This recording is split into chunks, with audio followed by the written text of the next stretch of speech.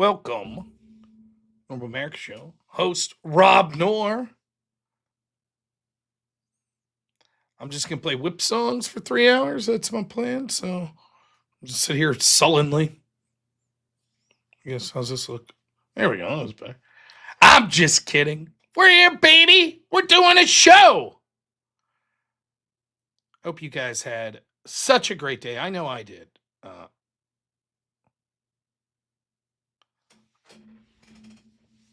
Bought my son a new bike. It's Hot Wheels themed. And when you pedal, it's got a little, it sounds like an engine. It's got a fake speedometer. He's very pleased.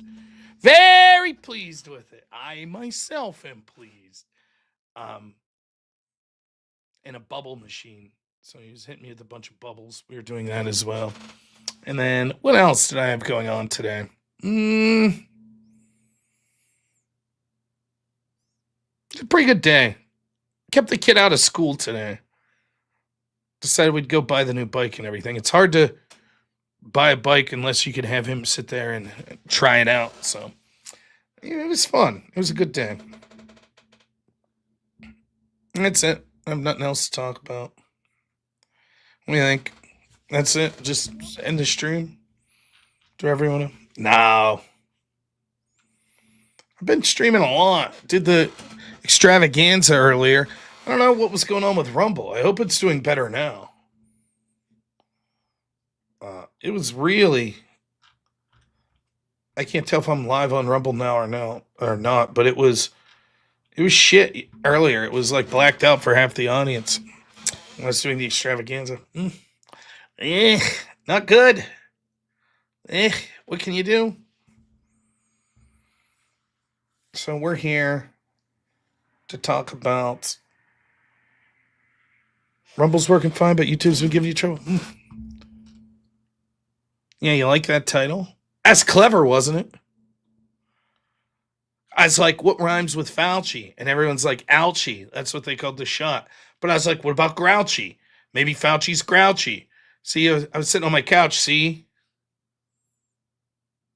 I'm no slouch, G. You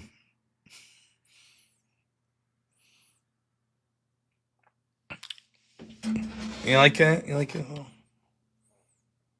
I thought of this today. I'm not the most gifted person when it comes to blue collar work. Oftentimes I find myself having to have other people help me when it comes to little things like working on a car, working on little projects around the house. And it led me, correct me if I'm wrong, but everybody appreciates a good handyman. Right? They all appreciate a good handyman. But no one really likes a handsy man. If you add that S, that's no good. That's a groper. You don't want people groping. You want people helping with projects around the house. Projects around the house, good. Groping, bad. All it takes is that little S from handyman to handsy man. You know, I don't know. That's something I thought about today. I was like, man, it would suck if people got that confused. If you were a handyman and people were like, handsy man, get that pervert out of here. No. He's here to work on the lawnmower. It's okay. My wife didn't think it was funny either. So I try to put a little humor in everyone's life. Doesn't always work. Tough crowd. Got it. That's right. This is why I was mentioned on Joe Rogan.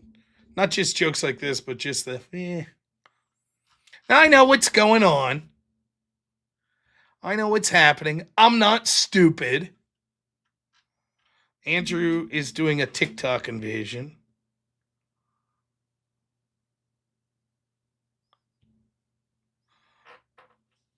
That means that all the schmohawks, they'll be over there. But this is the OG crowd. We don't care about those stupid invasions. Actually, I would like to start doing the invasions if I get the tech worked out. And then I think Avarice, he's been talking about some big debate he has coming up. I assume that's probably going on right now as well. Let's see. Yeah. Yeah. So everybody's streaming right now. This is the true neurons. Yeah. Anuji and OG. What's up, Darth Grumpy Dad Games? I see you over there on Twitch. What's up, Chris Lestrange? I know I have the worst heartburn. I don't know what's going on with it. Well, there's no point stalling. We'll give it audience choice today. There's stories to talk about. This Fauci story is one to talk about. We go through the hearing if YouTube decides to not screw me over like they did yesterday, trying to cover that story on Tucker Carlson. What's up, Vox? How you doing, man? So we could cover that, or we could analyze the debate of people I've never heard of. I just go to Modern Day Debate and find two people I've never heard of and analyze the debate. Oh, God. I forgot to... That's no good. I forgot to shake up my drink mix here. You gotta do it like a bartender. So we'll leave the audience decide. Whatever they like. It's fine by me. How about the mayor of LA? Sucks! What happened now? I saw the Spencer Pratt debate stuff and all that. Is that what you wanted to talk about? Oh. I did not review Andrew and Gavin on Piers. I didn't see it, but I heard that it basically just turned into Gavin versus Piers. Piers was pearl clutching because Gavin said something mean to someone or some bullshit. I don't know. I appreciate Piers. Piers is the kind of dude. Piers is like Cenk. I like those guys. They're fuckheads. Their worldview's shit.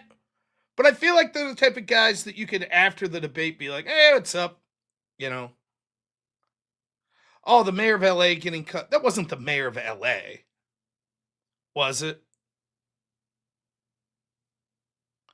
It was a mayor in California.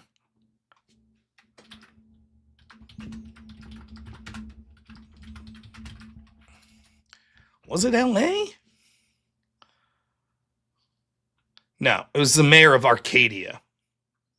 Because LA, there's a race going on right now for that. And that's Spencer Pratt versus Karen Bass. And I forget the other woman's. This woman was Eileen Wang.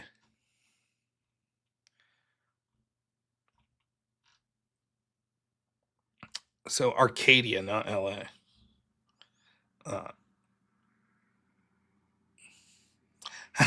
I've heard of Pierce's wife having a Tinder account or whatever. I try to stay out of the relationship shit. I don't know. Mrs. Noor does not have a Tinder account, nor does she have OnlyFans. You want to know how great my wife is? Let me tell you a story about my wife. All right? I have the best wife. She's fantastic. By the way, I don't want to hear anyone call me fat after this. So just don't do it. We're all in agreement. No one's going to call me fat after this, right? All right, here we go.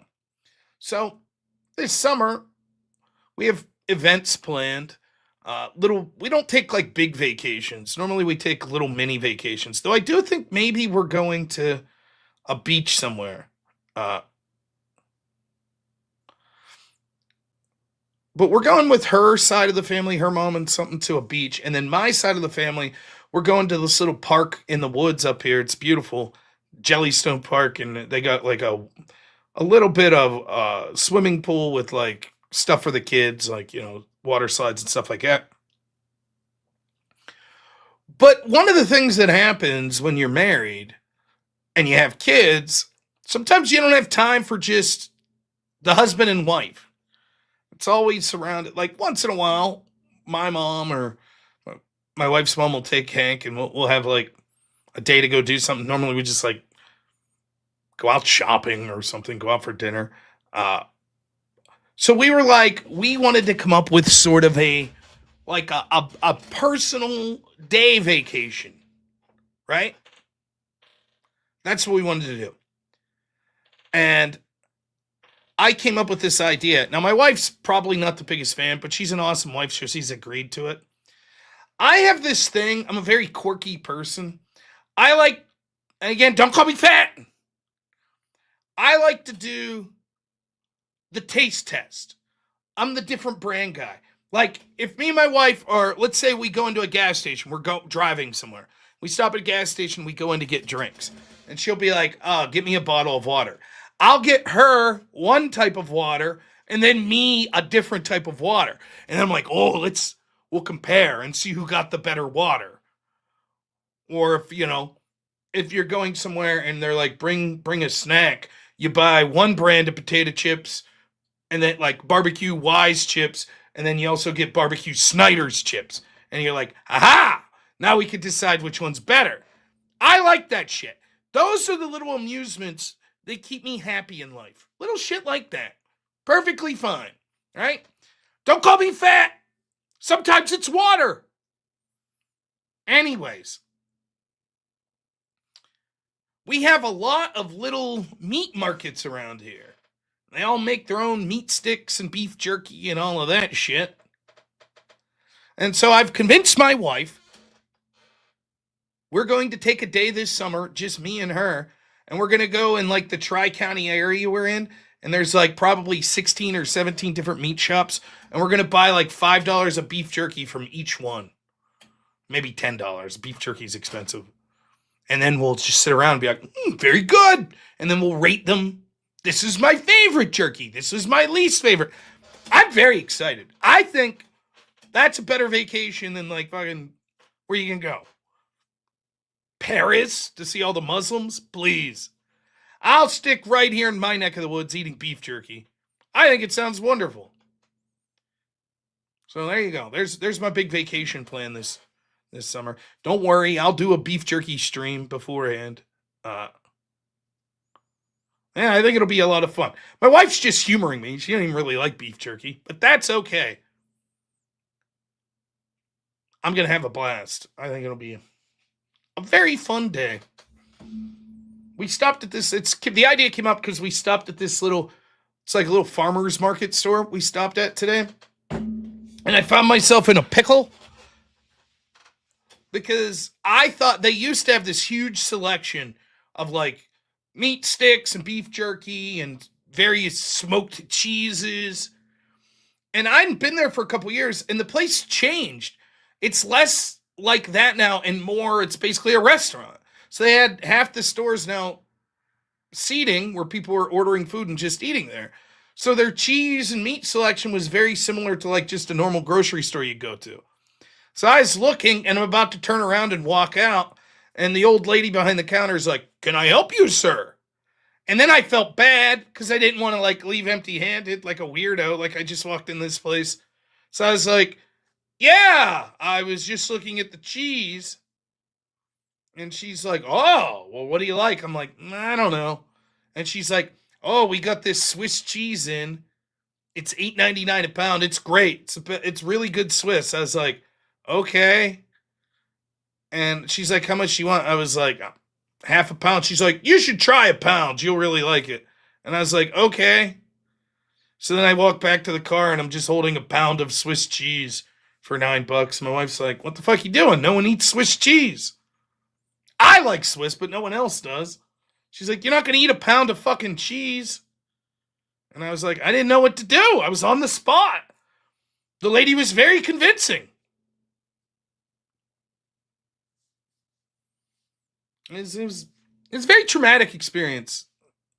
Here's another, now that I'm on weird food buying experiences, right? Here's another one. We went to a Sam's Club, which we don't usually go to, but for whatever reason we got a membership, and we go to Sam's Club, right?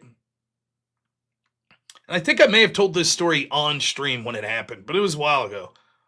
And there's this old man. He looks to be 70, at least.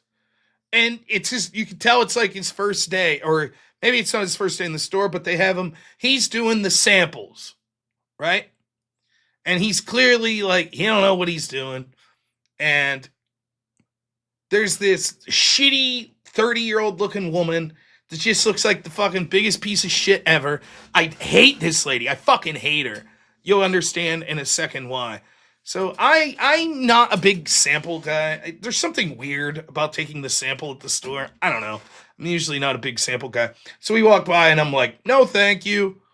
He was doing some type of meat stick, and I forget what the other thing was, like butter cookies or some shit like that. And I walked by, no thanks. And the woman, like, it's like, say that this is the section the dude's at. We ended up right here at the next section, like at produce or something. So we're looking at produce or something like that. So I could hear their conversation of this old man and his boss, this younger woman. And she's giving him the fucking business. You have to be more assertive. You can't just stand back. You have to explain the product, blah, blah, blah, blah, blah. And you can tell this old man, this guy probably fought in a fucking war, you know? And now he's struggling financially. And he's got to listen to this young bitch fucking boss him around like some asshole. Oh, it pissed me off. I was so mad about it. And she was like being really rude. She's like, you need to try harder. You're going to have more energy, blah, blah, blah. This fucking, like, you know, imagine that. You're 70 years old. Whatever your circumstance were in life, you're doing the right thing. You're trying to work a job, you know? And you end up with some fucking, you know, HR department dropout that's gonna fucking sit there and use her authority to bully around this old man. So I said, fuck all that. I was very mad. I turned around. I was like, excuse me, what were these samples? And he's like, oh, we have meat sticks.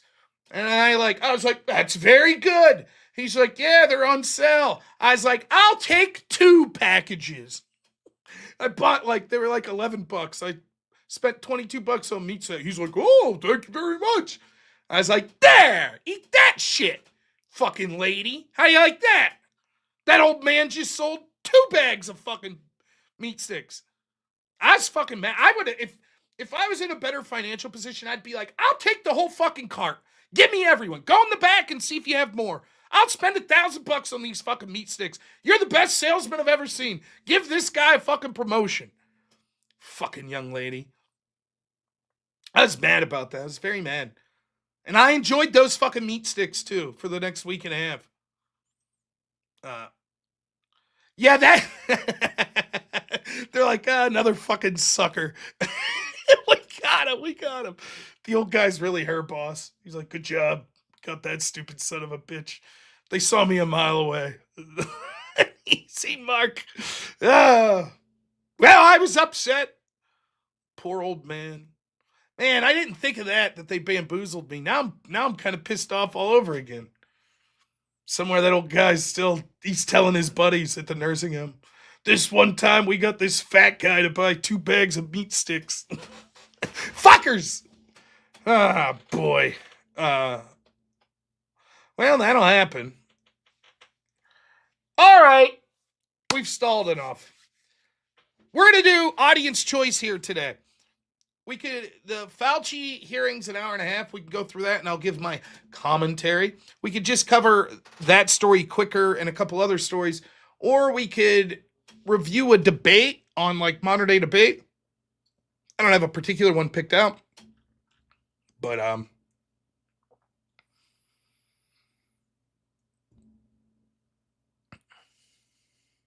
yeah, there's pictures of me in every fucking meat department in the state.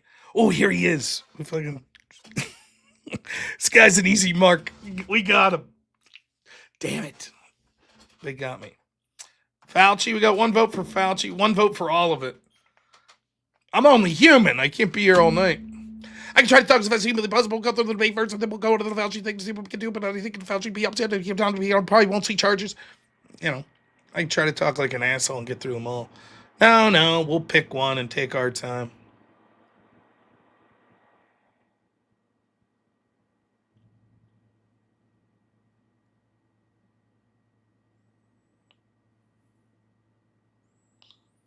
Wow.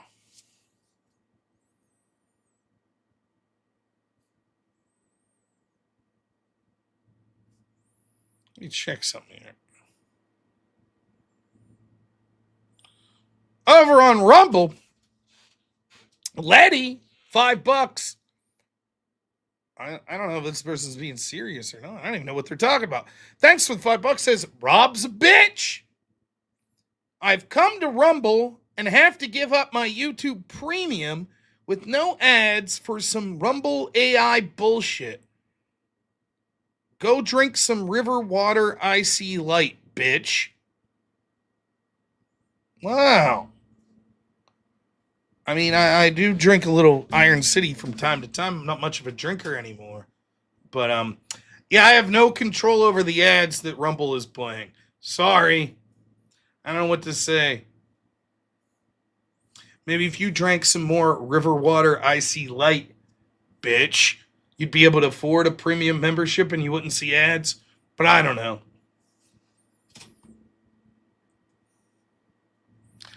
I don't know.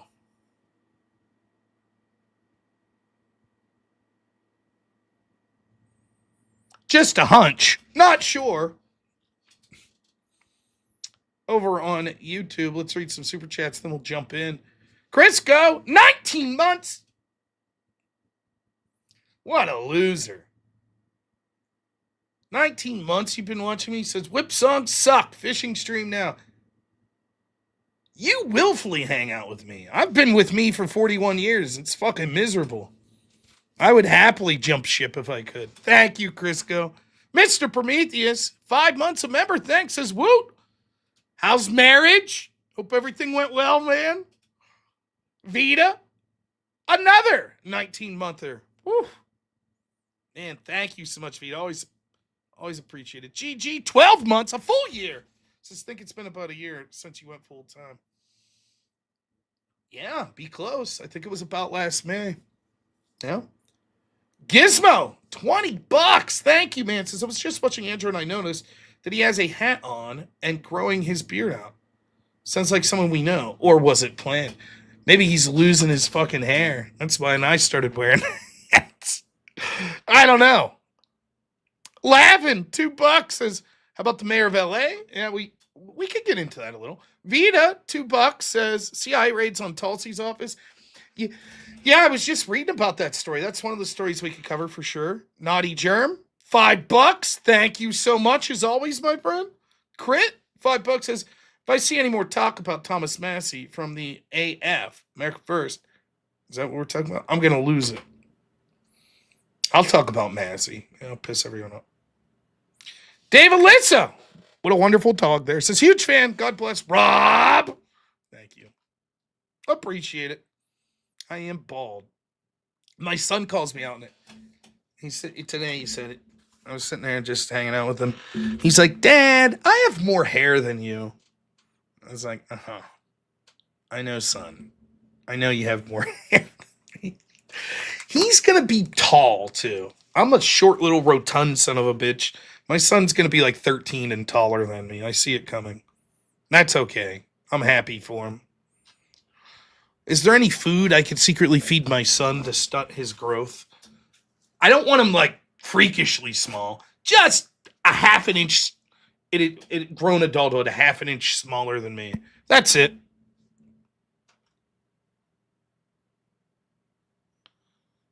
Yeah, I did tell him. I was like, it happens, man. Now, I could be wrong. I could be wrong.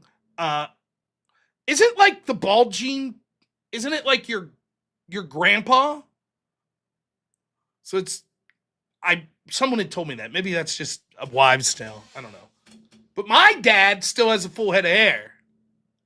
So if that's tradition, then Hank will also have a full head of hair. And I'm the one who suffered.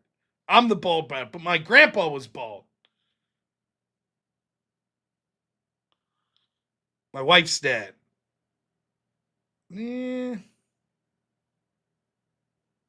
Mother's uncle. I don't know. I can't figure this out. Letty. $5 over on Rebel says, message was more in jest, but you don't have to shame me. You're shamed. Thank you, Letty. I figured with the IC light. mind an Iron City from time to time. I prefer Yingling, which is also a Pennsylvania beer, America's oldest brewery. But,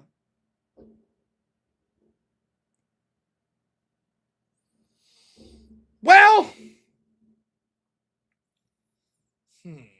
let's do the Fauci thing, shall we? Now, here we go. I'm going to use PBS, public broadcasting.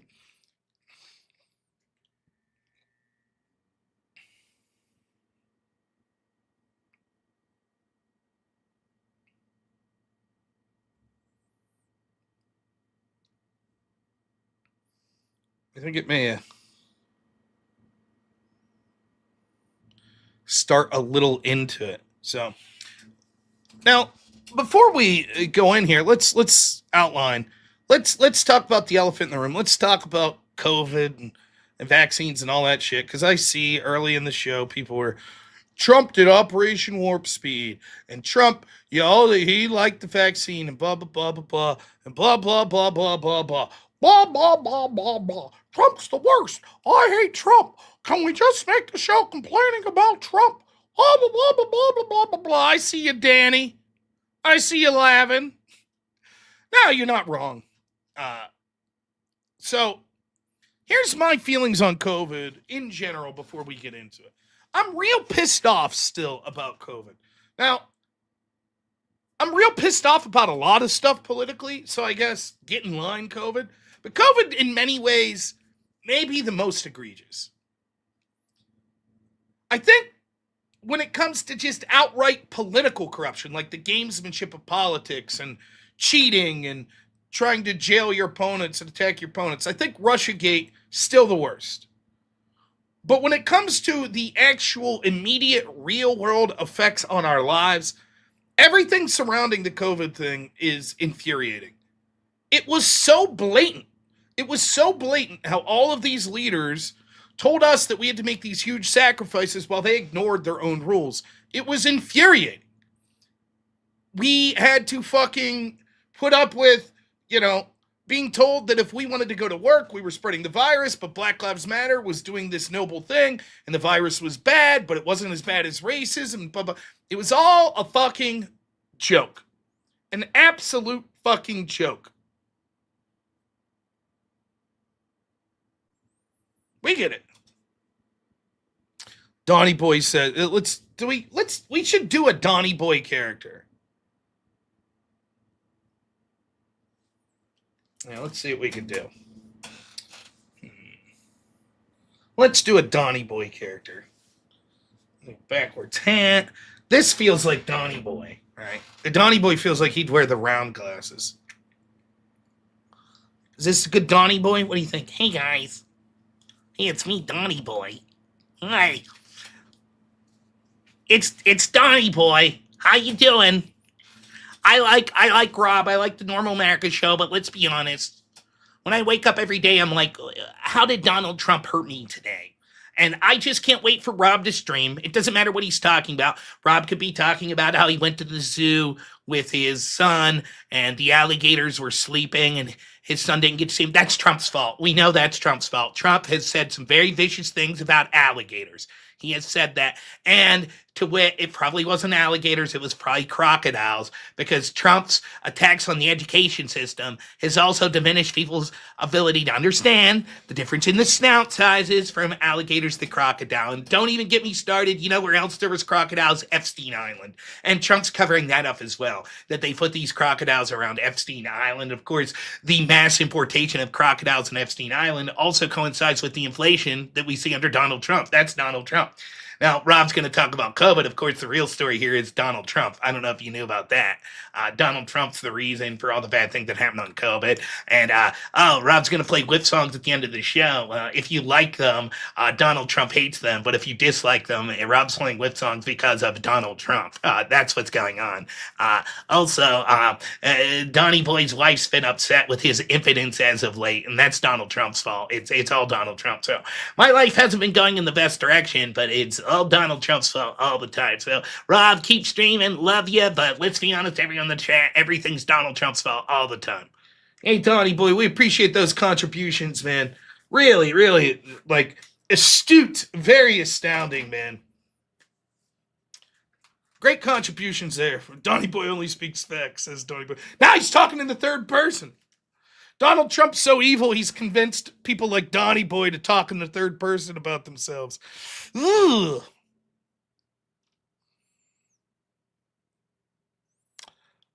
We know, Donnie Boy, we know. Is that Tim Dillon impression? I'm so bad at impressions. I'm fucking bad. Donnie Boy's probably some fucking like Uber Chad. Probably it's like, what's up, motherfuckers? I just got back from a fucking recording an album with Dr. Dre. And I fuck Donald Trump, am I right? Why would I try to sound like a tough guy? It's so racist. Like I just I just pictured Dr. Dre in that fucking like skin tight fucking muscle shirt that you see him wearing online now.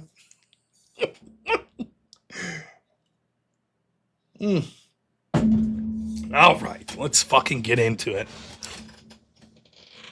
What's the problem with the vaccine? What's the problem?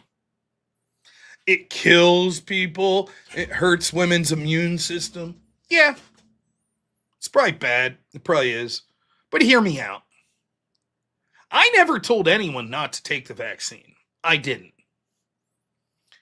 I feel that this vaccine was rushed along and I would be highly skeptical. But like all medications, there is a cost-benefit analysis.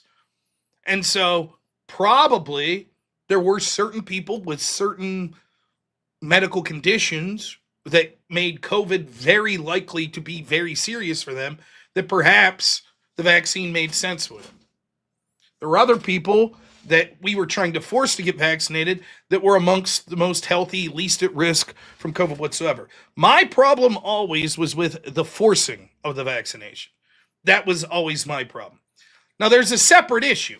Anytime we're talking about any sort of medical treatment, etc., I think that it's incumbent on the organization, the pharmaceutical organization that made the medicine, or the doctors to be as transparent as possible about what the likely side effects or, how much research has gone into the medication, etc. So what was Donald Trump's role in all this? Do you think Donald Trump was at the lab test? Was he there? With his fucking glasses on with like beakers and Bunsen burners? Like, very interesting. Let's write that down. Here's what was going on. Trump, the one criticism you can make of him is, I think oftentimes he is not skeptical enough of the establishment. So Trump, he's listening to Dr. Fauci and them originally going, it's fucking COVID's nothing. Remember Fauci in February of 2020 was like, the flu's worse than COVID will be. Flu's going to be worse. That's what Fauci said. Then you had all the Democrats that were, go hug a Chinese person. Remember, Trump was like the first guy that sort of was like, oh, fuck. Now, the Trump haters will say, that's just because he hates China. But remember, Trump was out there like, the China virus. Stay away from these fucking Chinese people. We should stop, flights from China. And then the Democrats responded by being like, go hug a Chinese person. Go ahead. That's what Nancy Pelosi said. And then in March, I think they realized, oh, shit, we could reverse this.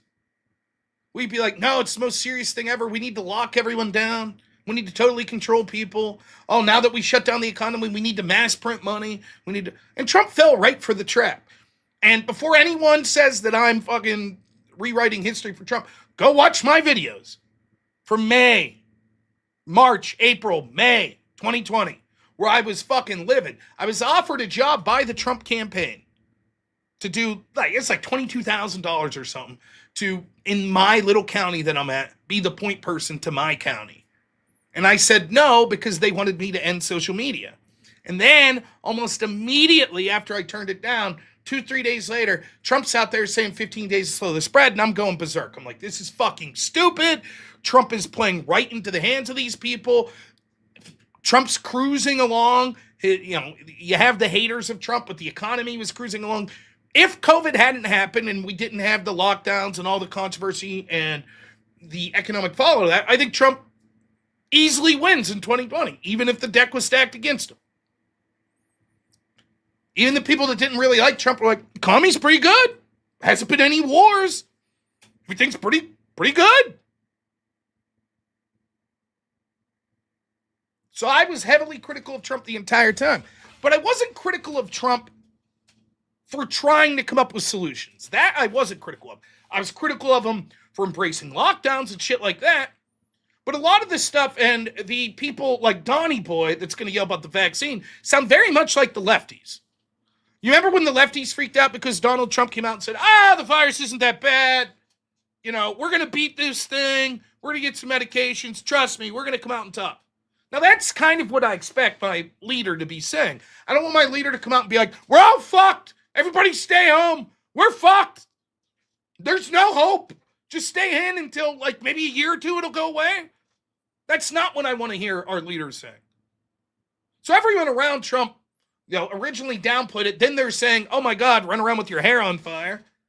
Dr. Fauci, who doesn't like Trump, comes out and says afterwards, look, when Trump was saying this shit in public, it was in line with the guidance that we were giving him. Because I'm sure as shitty as Fauci and Birx and all them were, probably someone in that department was like, look, you don't want to panic people, right? Even though they did want to panic people. Nonetheless, you get the point. So that's what Trump's doing. And Trump, he's a big picture guy. He's not a detail guy. So he's talking about, when the fuck can we have a vaccine? When's that going to be? All the Democrats, it'll take years and years and years. Fuck that. Speed it up. What do we got to do? Speed it up.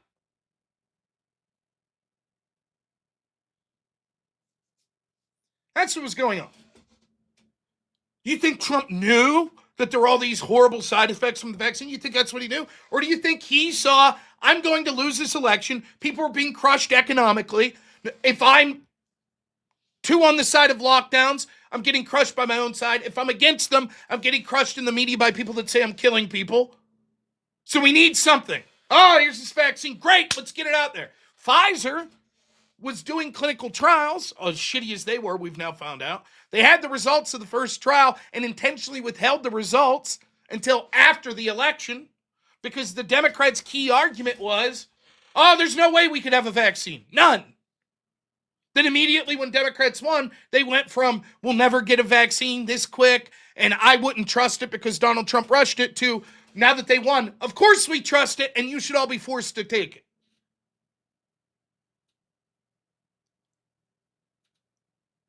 Now, the one part I will criticize Trump is that he took a lot of credit for the vaccine. He still does to a large extent. It's just that his advisors told him to shut up. He's like, look, to a fault, Trump listens to fucking terrible people. So he still listens to the mainstream media. And when he heard the mainstream media under Biden, every Democrat that I fucking debated, every single one that I debated for 3-4 years, they were like, Biden handled COVID better than Trump. I was like, what was his big plan? What was the most effective tool against COVID? The vaccine. That's what Trump's hearing too. So Trump's like, but that was me. They said it couldn't be done. So he thinks all these people in the public sphere controlling the public narrative are like, vaccine good, Biden's the man. And Trump's like, but that was me. You all said we couldn't do it. Now all the people, most of the Trump supporters are like, fuck the vaccine. I don't know about most, but a lot of them, they're like, no, there's a lot of problems with the vaccine. I don't think that I'm prepared to blame Trump for side effects for a vaccine. I think Trump's a big picture guy and assumes that his team's going through the details to make sure shit's safe. Yes, he's like, let's get it going. Come on, let's go. Because he saw, in many cases out of his control, governments, left-wing governments, city governments, state governments, locking people down and people really suffering. It was like, let's end this. That's it. And yet, it doesn't matter. People like our boy Donnie here. Yes, Trump's Trump. Trump's not over the jam.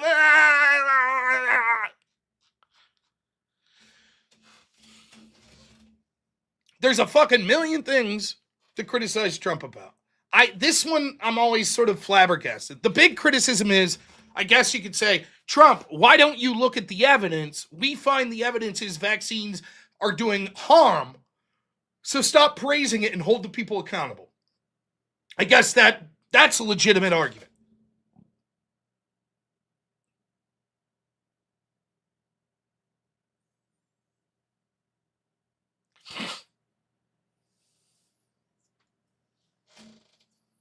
And the truth is, a lot of people talking about the vaccine were overstating it as well. I talked to people that were like, the vaccine was specifically manufactured to population control to kill people. I don't believe that. It could be. That's certainly a possibility. I believe it was to make money. That's what I believe. They're like, fuck it. They knew it was risky and they didn't give a fuck because they knew they could cash in for billions of dollars. But I don't think they were like, we have like a placebo here, or we have this thing here. No, fuck that. Add rat poison. I don't think it was that. I could be wrong.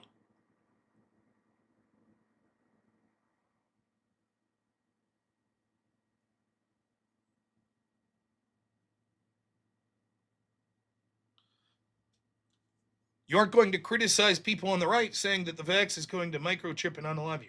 What the fuck do you think I was just doing right as you were typing that? You dumbass. There were a lot of people on the right that were saying this was intentionally to kill people. I don't believe that. My take on it was always, if you want to take it, take it. I'm not going to fuck with you.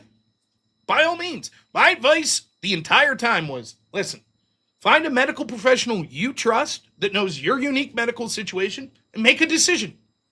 I'm just against forcing it on people. That's all. Isn't it funny that, stream delay. You see? You see? Yeah, there were people claiming the virus wasn't real. Now, look, I'm not saying they can't fake data, but there was a lot of data that showed the vaccine was helping to some degree if you didn't already have COVID. My guess is, this is just my guess. I don't know, but my guess is the vaccine probably made sense for people in the highest risk category. So, for example, if you were 72, overweight with COPD, the vaccine probably made sense. The cost-benefit analysis, it probably caused some amount of limited protection, not protection from transmitting, but protection to you that was worth side effects. The side effects are probably going to be more like chronic long-term. Like, looks like it was hurting a lot of women's ability to have children. It did seem like the limited protection was short-lived. Absolutely. You know? But that's my guess. Now, I could be wrong.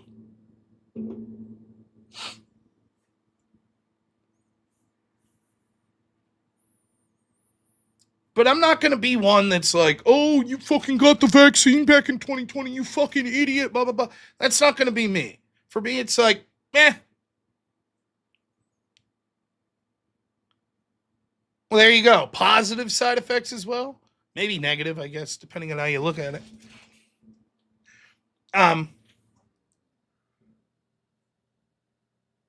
So that's what was going on. And it's always, I think there is a reasonable criticism of Trump that he was too trusting of people around him. Like he trusted Bill Barr. He trusted John Bolton. He trusts Lindsey Graham now. He trusts Dr. Fauci and Dr. Birx.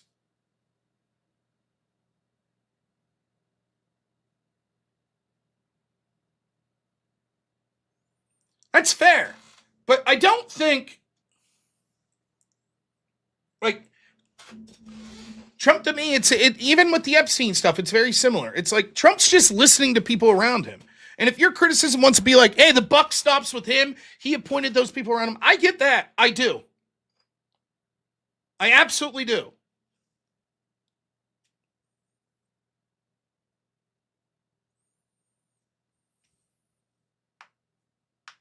But anyways, that's where we were with Trump and the vaccine and all that shit. So I never got really heated. I thought it was bad politics for Trump to keep talking about the vaccine going into the Operation Warp Speed going into the 2024 election, particularly in primary season. It's like, dude, if there's one issue that could derail you in the primary, now Trump was going to win the primary no matter what, but that would have been the issue.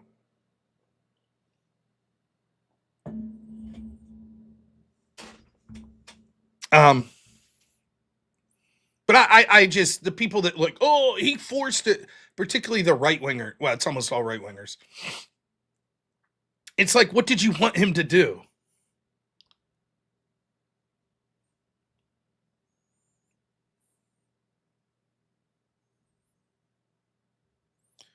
What's it matter, Donnie? What? Half of his base said the vaccine would unalive you. Okay.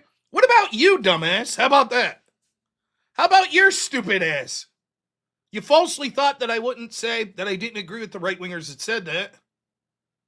You came on here with your, but Trump's responsible for the vaccine shit. Now, which side are you? You think the vaccine was good or bad? Or you just wanted to bitch about Trump and it doesn't matter? You'll bitch about him from the left and the right, like always. Because you really don't have a personality. You just want to bitch about Trump. What is it? Which one is it? Trump's responsible for the vaccine and it's good. Trump's responsible for the vaccine and it's bad. Trump's not responsible for the vaccine and it's good. What is it? You just want to bitch about Trump, right? We got it. We got it.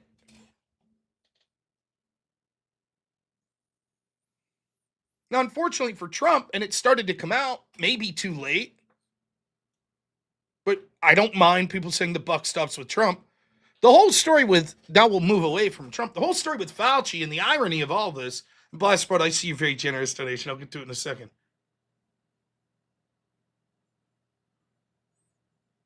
We appointed the one guy who it looks like was the one guy you didn't want to appoint, and Dr. Fauci.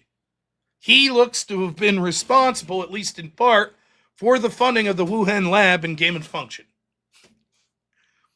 So you could have went through a fucking phone book of every number in the United States and randomly picked a name, and you would have ended up on a better name than Dr. Fauci. Because Dr. Fauci was the guy, other than, what the fuck's his name, from Nature Magazine that wrote the, oh shit. Who was the contact? I'm screwing up now. Piss, I'm normally so good at recalling these names. But he had the contact when he was at NIH, and he gave this dude the money to fund the Wuhan lab, not Christian Anderson. No. Oh, shit. I hate this. Now I gotta look it up.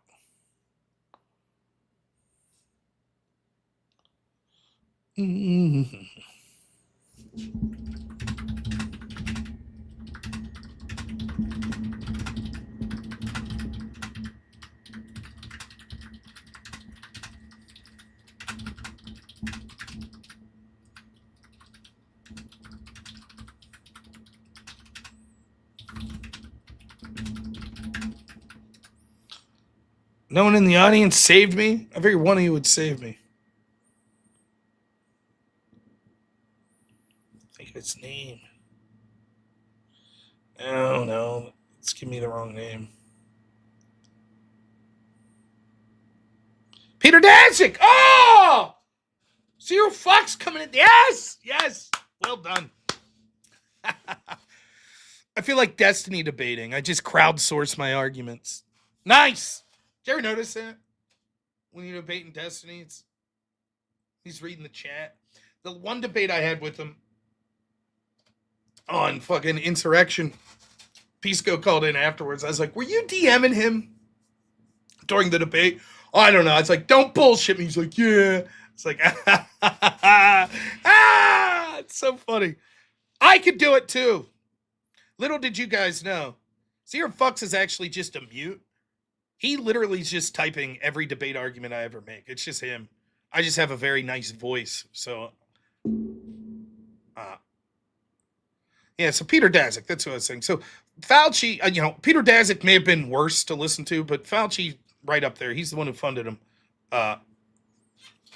So Destiny used ChatGPT. Now, that's what he accused me of. Destiny would never use ChatGPT. Oh, whoops. Oops.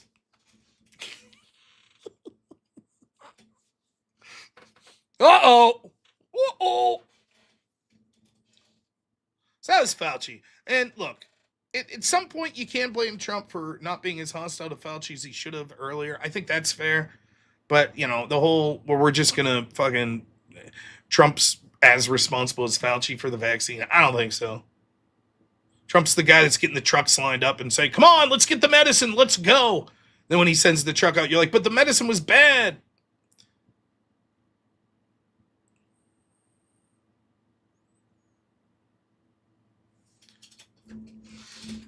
So Fauci lied under oath over and over again. Rand Paul schooled him over and over again about gain of function. And Fauci does this thing that lefties always do where they change language. Well, to me, gain of function means something very differently to you. So when I said, no, we didn't fund gain of function, under your definition we did, but not under my definition. And shit like that. Now, I don't know if they bring it up in this hearing. I haven't seen it. But we're now going to watch a CIA whistleblower who claims that basically Fauci was instrumental in covering up the lab origins. And understand this. This was a fucking 30-minute diatribe before we get into this, but I think it's important for this one point. It took me 30 minutes to get here. Fauci had a vested interest in saying this did not come from a lab because Fauci gave funding to Peter Daszak, who funded the Wuhan lab. Fauci, there's two ways to look at Fauci. You could say he's an evil little gremlin of a man. Probably true. But the other part's where I think's more important, right? He was living the high life, man. He was the highest paid government employee. The dude's all of a sudden goes from a fucking unknown who'd only been known by like the gay community for saying some shit about AIDS in like the late 80s. Basically, relatively unknown to like the average member of the populace, to a household name. And on the left, on the cool kids crowd that controls so much of our media, Hollywood, etc., he became almost a saint-like figure. This guy was getting photo shoots for magazine covers, like Style magazines. Imagine how intoxicating that was for him. Some man, you're in the twilight years of your life. You had some professional success, but basically you live in obscurity as far as the public's concerned, and all of a sudden you're one of the most famous people in the world. And everybody's looking at you like a savior, like, please, what do we do? Oh, you're so cool. He is the science, right?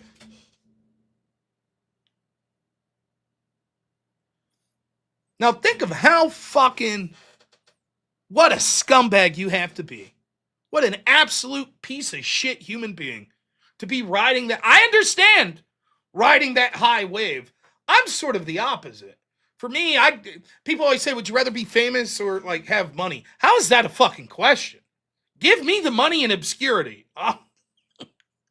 If Elon Musk was like, Rob, here's the deal. $1 billion I'll give you right now. Fuck, I'll pay all the taxes on it. So you just end up net $1 billion. But you basically have to take away your online presence and just, he wouldn't even have to say it. I'd be deleting like, yeah, give me the fucking money. Let's go. Are you kidding me? Like, come on. Really? So for me, I don't know that I would want the Fauci life, like being on the cameras and fucking magazine covers and shit. But okay, I get the appeal. But imagine all the while, every motherfucking picture he's taken for a magazine cover, that piece of shit knew that he funded this. He fucking knew it. He knew it. Now, whether it was he was always just, he's so evil, he was like, good, I don't care, and this was always the intent, or what's more likely is he got in over his head. Once the fuck up happened, and it's like, uh-oh, this is basically becoming the biggest story in the world, and I'm one of the key players in maybe making it happen. I'm just going to bury that. I'm going to bury that. What a fucking horrible piece of shit. Damn near unforgivable. The guy definitely deserves an investigation and criminal time if it's found that he's guilty of the things he's accused of, which it looks most likely he is. So that's where we come to today with this hearing, which I'm about to play for you. But first,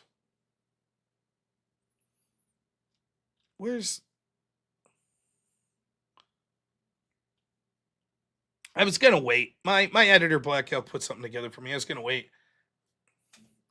Can someone blame the Jews for something real quick, please, so I can play a clip? Go ahead. Who do we got? Someone in here.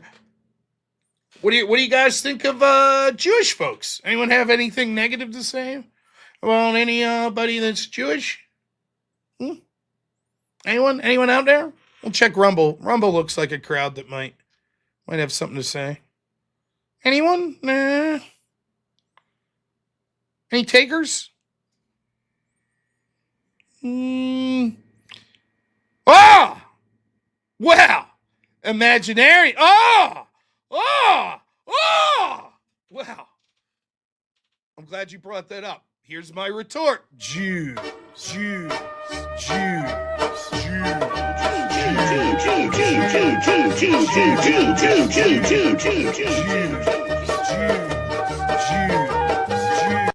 Now I'm good. Now I'm speaking the truth. There we have it. There we got it. We've summoned them. Oh, shit. All right, let's read some super chats.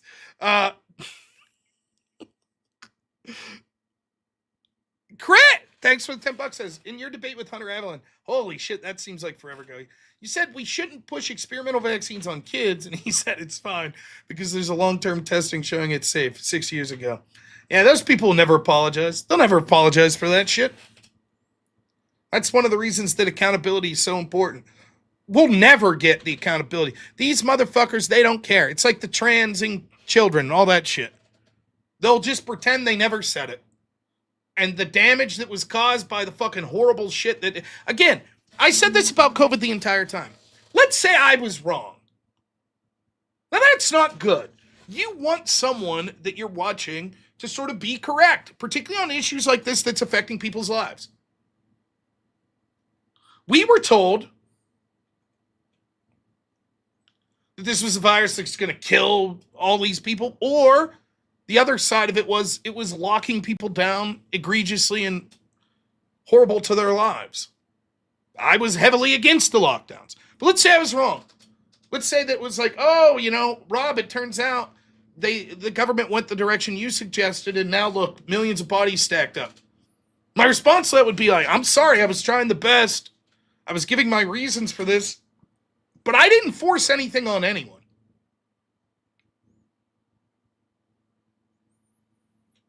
The other side, they could be wrong. Hey, I think you should get the vaccine. Let's just take that. I say, maybe I said, I don't think you should get the vaccine. And another person says, I think you should. One of us is going to most likely be wrong. And you sort of feel bad, but okay. But forcing someone is where it's different. Saying, I recommend, the vaccine is different than saying you should be forced to take it. That's a different level of culpability. And I can't tell you how many lefties I debated that were for forcing people to take it. And it doesn't matter how much research comes out or any shit saying that was a bad idea.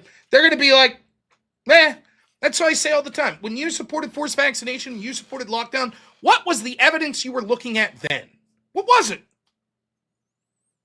In order to force a medication into someone's body that didn't want it, in order to forcibly lock them down and violate their First Amendment to peacefully assemble, you better have a damn serious amount of proof that it was necessary, right?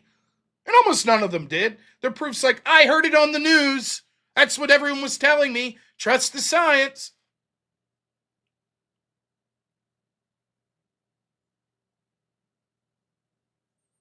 So, but thank you for that. And then we have the amazing Blasterbot. Unbelievable generosity. Thank you. $100 says, funding the most amazing vacation I've ever heard of.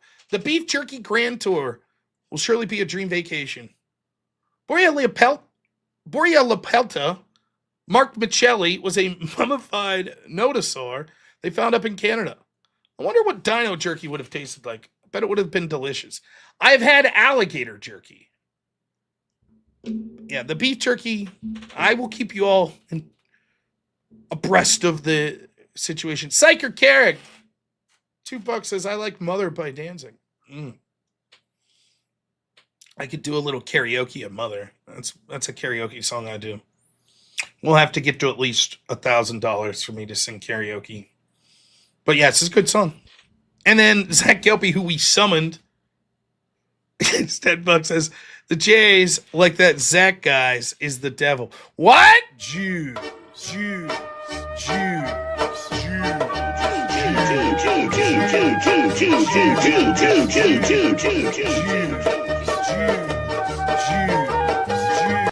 Now I'm good.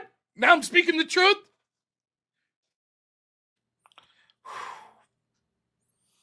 Trust me, man. Every time we play that clip, it's like a voodoo doll, like putting a pin in Zach Gelby's like, ah! Like every time. No! He got me again. Oh. Oh, shit. All right. We're an hour into the show. Let's get to the fucking Fauci testimony. Now, there's a chance, I don't know what the fuck's going on with YouTube anymore with playing clips like this, but YouTube might screw me over, so we're going to try our best, though. I'll only say this. YouTube, if anyone's listening, I probably more than most people commentate over what we're watching. This seems obviously fair use, and it's sort of on a public broadcast service, so I think that it's legitimate. Let's do it. That a laboratory leak was the most likely origin of COVID-19, and that those conclusions were buried, softened, or withheld from Congress while the public was told to trust a different story. For years, Americans were told... We're offended, you're offended. Thank you so much over on Rumble there for rating. We're just beginning looking at the CI whistleblower, talking about the terrible Dr. Fauci. Now, like him or hate him, I don't think anyone was as vocal about his hatred of Dr. Fauci quite like Rand Paul. Rand Paul dog-walked this guy in hearing after hearing. And I think a lot of the commentary that came from Rand Paul's questionings of Fauci, that Fauci said under oath, if there's ever charges brought against Fauci, you have a lot to thank Rand Paul for. So maybe you don't like Rand Paul. He has more of a libertarian bent. Maybe you don't like some of his policies or something. On this issue, and by the way, I do like Rand Paul, but on this issue, it is undoubtable that he was absolutely correct. And no one deserves to be in charge of a hearing like this more than Rand Paul. This has been an issue that you could tell was near and dear to him. To trust the experts, trust the agencies, trust the intelligence community. Also, if you don't mind, because I'm weird, I'm going to raise this to 1.25 speed. I could do 3 times speed, but I assume you guys don't want that. And trust the officials who assured us that they were following the science. But the evidence before the committee tells a very different story. Today, we will expose a system in which a small circle of officials, scientists, grantees, and intelligence advisors move from agencies to agency, meeting to meeting, briefing to briefing, reviewing one another's work and shaping one another's conclusions and presenting those conclusions to Congress and the public as if they were independent conclusions. Now, this is something that you see oftentimes. One of the big problems we have in Washington now is it's all monolithic. Like the State Department and the CIA and the FBI, they all like sort of have career people. And it's a big, Mike Benz calls it the blob, right? It's there to protect itself and empower itself. So you'll get the odd whistleblower here or there, but the agencies themselves largely protect themselves. So you have this all the time where you'll have, well, this group has oversight. There's theoretical oversight. And, during the pandemic, I remember like Rand Paul himself saying, he's like, we've been requesting these documents from the FBI, or we've been requesting these documents from the director of health, and they just stonewall us. And there's no oversight. Just none. None at all. Today we're seeing it's a separate, I need to look into this, but Catherine Herridge reported back in February that sources were telling her that the CIA was targeting Tulsi Gabbard's office, which was basically looking into things the CIA did for a bunch of things that would be unflattering to the intelligence agencies. Today, there are reports that that Tulsi Gabbard's office was raided by the CIA. That's crazy. So, what he's explaining here is you had these people checking their own work. It's like circular. Fauci says it's good because he's talking to Birx that says it's good because they're talking to the CIA that said it's good that's then talking to Fauci that said it's good. And it's just circular. Yep. Dogcatcher, I have no idea what comment you're talking about that got taken down. I don't see it. Only it was not independent. It was a circle. One part of that circle is a body most Americans have never heard of, the Biological Sciences Expert Group, known as BSEG, or the B Group.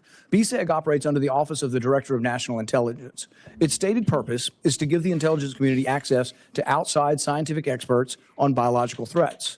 Sounds reasonable, but not if those experts are not independent. For example, Dr. Ralph Baric collaborated with Dr. Zhengli Shi in Wuhan to create gain-of-function coronaviruses. But Dr. Baric was also part of BSEG and an active consultant to intelligence agencies on the origins of COVID-19 pandemic.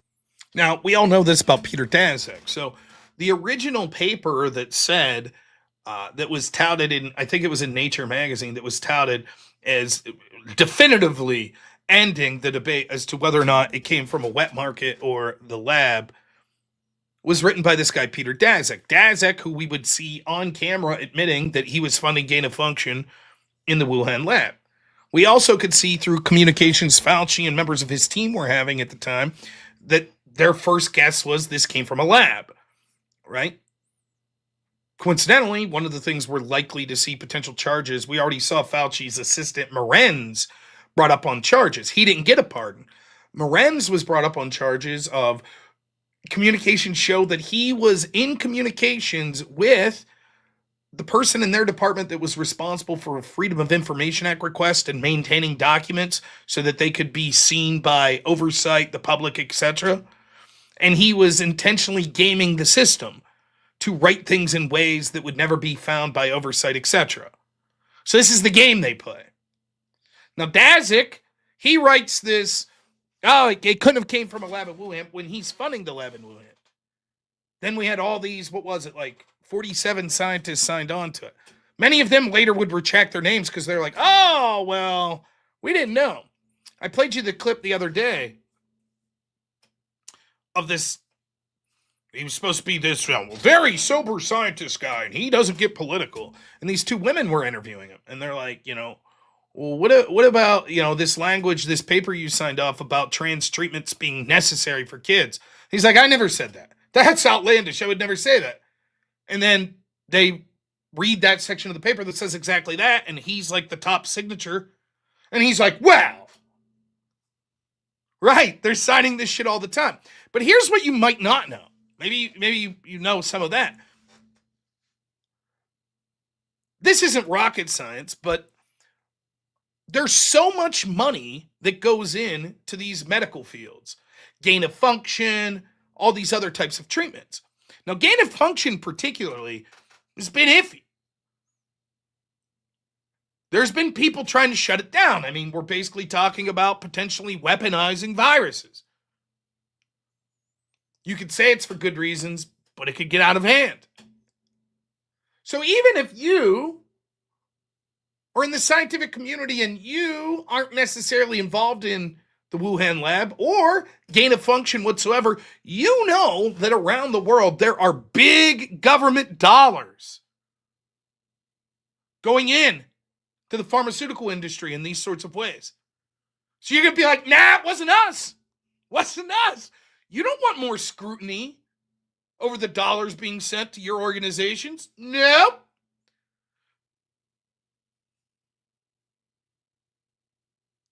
Can I define gain of function in this context? Sure. The layman's definition of gain of function is that they are tweaking viruses in order to make them more powerful in some way, more contagious, more lethal, etc. Now, the stated purpose of this, the reason that they would do this is, let's take the flu. If you could take the flu in a lab and make it as lethal as possible and contagious as possible, and then while it's safely in a lab, create a medication against that most lethal flu, then you've basically kicked the flu's ass. You could also use it to create biological weapons. So the idea with coronaviruses is they were in Wuhan, and this has been admitted. They had gain of function in the Wuhan lab of coronaviruses. And the official explanation of such is we were trying to make it more powerful so that we could create medications to it.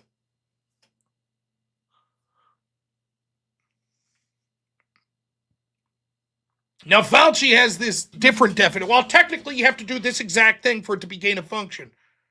That's how he's trying to get out of the fact that he lied. Nonetheless, the point I'm trying to make here is the people that were in the positions, whether it be the individual of Dr. Fauci, who was the top guy in the United States dealing with this, whether it be Peter Daszak, who was the guy that wrote the letter, or whether it be many other people that were connected to gain of function experimentation or the Wuhan lab itself, or just these sort of scientists in general, they were the people that would be most impacted in the negative sense if the lab was blamed.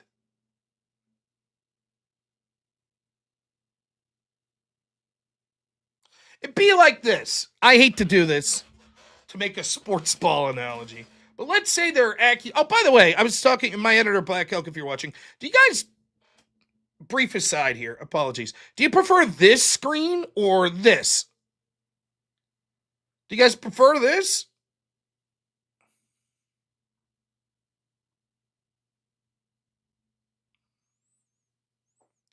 Because I could do it this way if you prefer. It's up to you.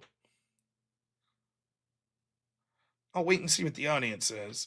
If this is fine, we'll do it this way because my editor said this is actually easier to work with. But if I'm talking, don't care, says Snake Driver. Well, that's it. I quit then. No, I'm just kidding. We'll go like this way. Anyways, let's say that like you're oh,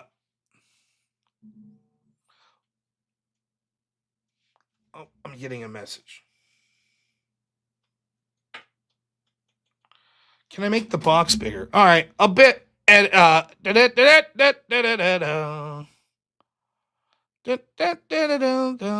let's try. Let's see what we could do here. Here, how about this? Whoa! How about that? All right, let's try this.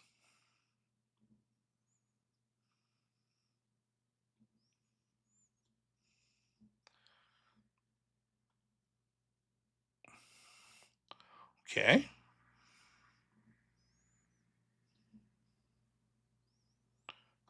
How about this? Let's see what you guys think of this. This is what you tune in for. Boomer share, right? Oh, wait a second.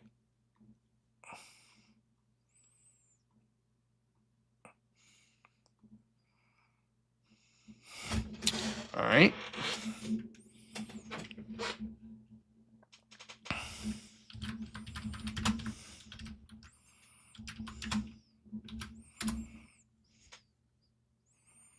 How about that? Oh, yeah. Now we're talking. All right, there we go. Or do you want it that much bigger? Or is this fine? Anyways, I'll talk to my editor later. Here we go. Anyways, anybody follow? We'll go with professional football. Does anyone remember when the New England Patriots were kicking ass? And then there was something called Deflategate. Now, the allegation was the New England Patriots were deflating their footballs slightly so that the quarterback and the running backs could have a better grip. This meant that they were fumbling less, they were able to pass better, etc. Right? For those of you that don't watch football, you're like, what the fuck is this? You'll get the point. So, then there were other accusations in other times with the New England Patriots, Spygate, that they were using cameras to spy on the other team, blah, blah, blah, to get their plays, etc., etc., etc. Okay? All you got to know is this. There's this team, New England Patriots. They're kicking ass. They're winning a lot. And there are all these claims of cheating. Now imagine if the NFL said, listen, this is serious enough. We're now going to investigate this. So we got a team of 3 people that we're going to put in the investigation. And our 3 people are Tom Brady, Bill Belichick, and Robert Kraft, the owner of the Patriots. Well, why would we pick up? Oh, these 3 know football very well. They've all been involved in the NFL. Yes, but they're the people being investigated nonetheless. See the problem?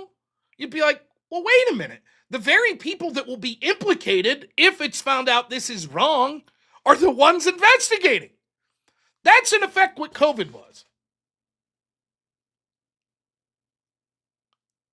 It's like when the FBI's like, the FBI is going to investigate whether the FBI engaged in corruption. I can already tell you the outcome. That's what happened with COVID.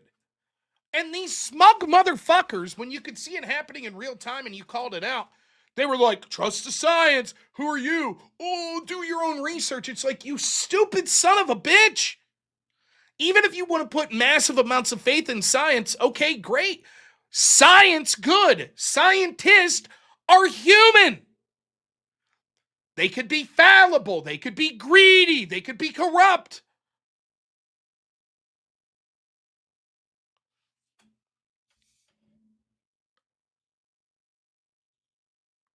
That's right, Robert Whaley. I'll play a game. So that's what, like, here you hear another example where Rand Paul's like, here's this. So we have this special task force, this outside agency that's supposed to work with the intel agencies and be independent. And they're going to talk about biological threats. But the problem is, one of the key people there was in connection with the Wuhan lab. Pandemic. Likewise, Peter Daszak received hundreds of millions of dollars from the U.S. government and worked with Dr. Shi also on these gain-of-function experiments. Daszak was even sent to China with the WHO to investigate the origins of COVID. So the very scientists that were commissioned to investigate COVID were, in some cases, the very scientists who were complicit in the origins of the gain-of-function experiments that may well have created COVID. In essence, the intelligence community pays researchers to review work and write papers. NIH funds their grants. The CIA then consults them and gives them access to classified information. The national academies publish their work. Policymakers then cite the result as a consensus. But it's a circle. At the center of the government side of this circle was Dr. Anthony Fauci. By the way, this is the same fucking angle with climate change. All this money goes in, government money goes to fighting climate change. So surprise, surprise, the organizations that are getting that money investigate climate change and find that climate change is a big risk, which the governments then say, oh shit, it's a risk. We need more money to fight it. So they send more money to the organizations that, surprise, surprise, say it's a big risk. I do not believe that's a yarmulke. I think that's just Rand Paul's hair. For years, Dr. Fauci was not merely a public health official speaking from the NIH. He had a long-standing relationship with the national security and intelligence apparatus on biological threats, dangerous pathogens, classified life sciences researches, pandemic preparedness, and COVID origins. Again and again, documents show him being brought into national security discussions far beyond ordinary public health messaging. During COVID, intelligence officials arranged for Dr. Fauci to review highly classified intelligence assessments that could not even be sent outside the White House complex. But how can Anthony Fauci objectively comment on a discussion of COVID origins when he approved the very funding that may have caused the pandemic virus? Now, to hear that, like, I sort of knew this, but to hear it, like, spelled out like that. So imagine this. Fauci is getting even more access than someone in his position normally would have. They're literally bringing him in to look at classified documents from the intel community about possible Chinese involvement in this. This is like Dexter doing blood spatter on his own murder.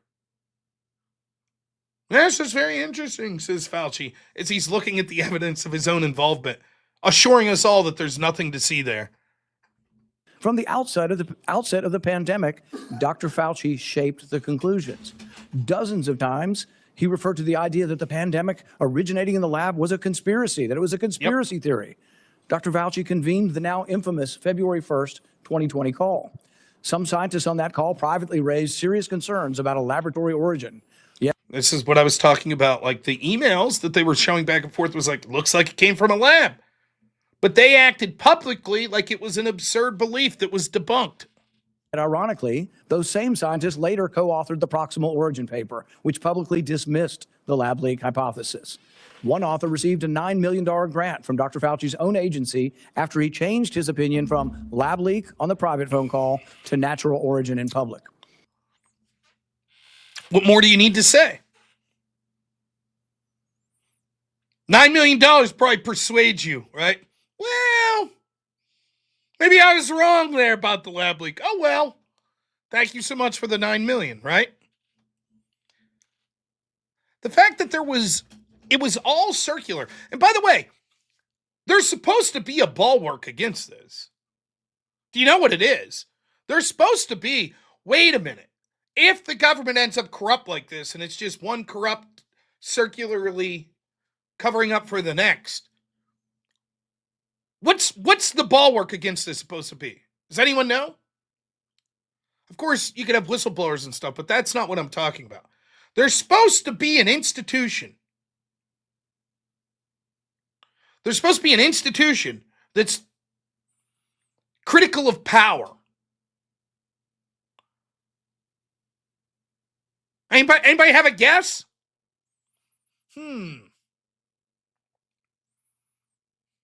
Maybe an estate? Any guess?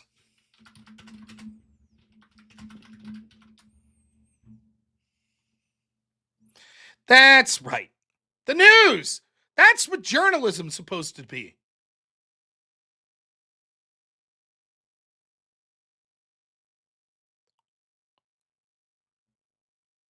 A real media would have been like, wait a minute. What's going on here? Let's investigate this. They want to talk about authoritarianism and fascism like it's going out of style when it comes to any other issue that's happening during a Trump administration. But when it came to lockdowns, both during the Trump administration and Biden, all of a sudden, surprisingly, not that investigative. I wonder why. So now, and that's the problem. This is why I say, normally, not this year with the White House press correspondence dinner, with, the assassination attempt. By the way, remember that? We just moved on from that pretty fucking quick, didn't we? Anyways, they always pat themselves on the back on these. They say, we're the fourth estate. We're so important. We hold truth to power. And I say this all the time. They're right. It is a very important function. It's unfortunate that our press isn't that. They're not press, they're propagandists.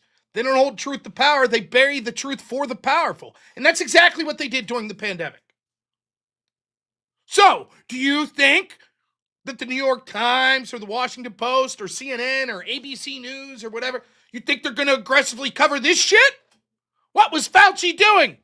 Or are they going to hand wave it away, barely talk about it? I wonder. They're complicit as well. At the same time, Dr. Fauci coordinated with the national academies on coronavirus origins and public-facing messaging. These were not independent experts reaching a consensus. They were part of the same machine, designed to reach the same conclusion. The question is not whether the government may consult experts. The question is whether those experts were independent, whether conflicts were disclosed, whether dissenting views were preserved, whether the lab leak possibility was fairly evaluated, and whether Congress and the American people received the truth or a curated result. When Congress asked these questions... Now, I want you to, for one question I hear a lot, it's like, well, what does it matter, Rob? Would things have been markedly different if it came from a lab? Well, things could have been a lot different. Let me explain why. One, if we absolutely were positive it came from a lab, that means any coercive behavior we could have put on China to tell us as much as possible could have resulted in us knowing more about the virus at a key time. Instead, the World Health Organization and Dr. Fauci and all of these scientists were like, nope, wasn't a lab leak. Initially, if I remember, I could be wrong about this, but I think I'm right. Initially, China was saying that it wasn't airborne and couldn't transmit person to person through air, which the World Health Organization, I believe, paid lip service to. By the time it turned out that, that wasn't the case. Too late. Hug a Chinese person, said the Democrats. Go to Chinatown and hug a Chinese person. So the World Health Organization was full of shit. They had a vested interest in covering up. All these people, their hands in the cookie jar, and then they get caught and they're like, we'll investigate that. Yeah, it turns out our hand wasn't in the cookie jar. Never mind, nothing to see here. Great.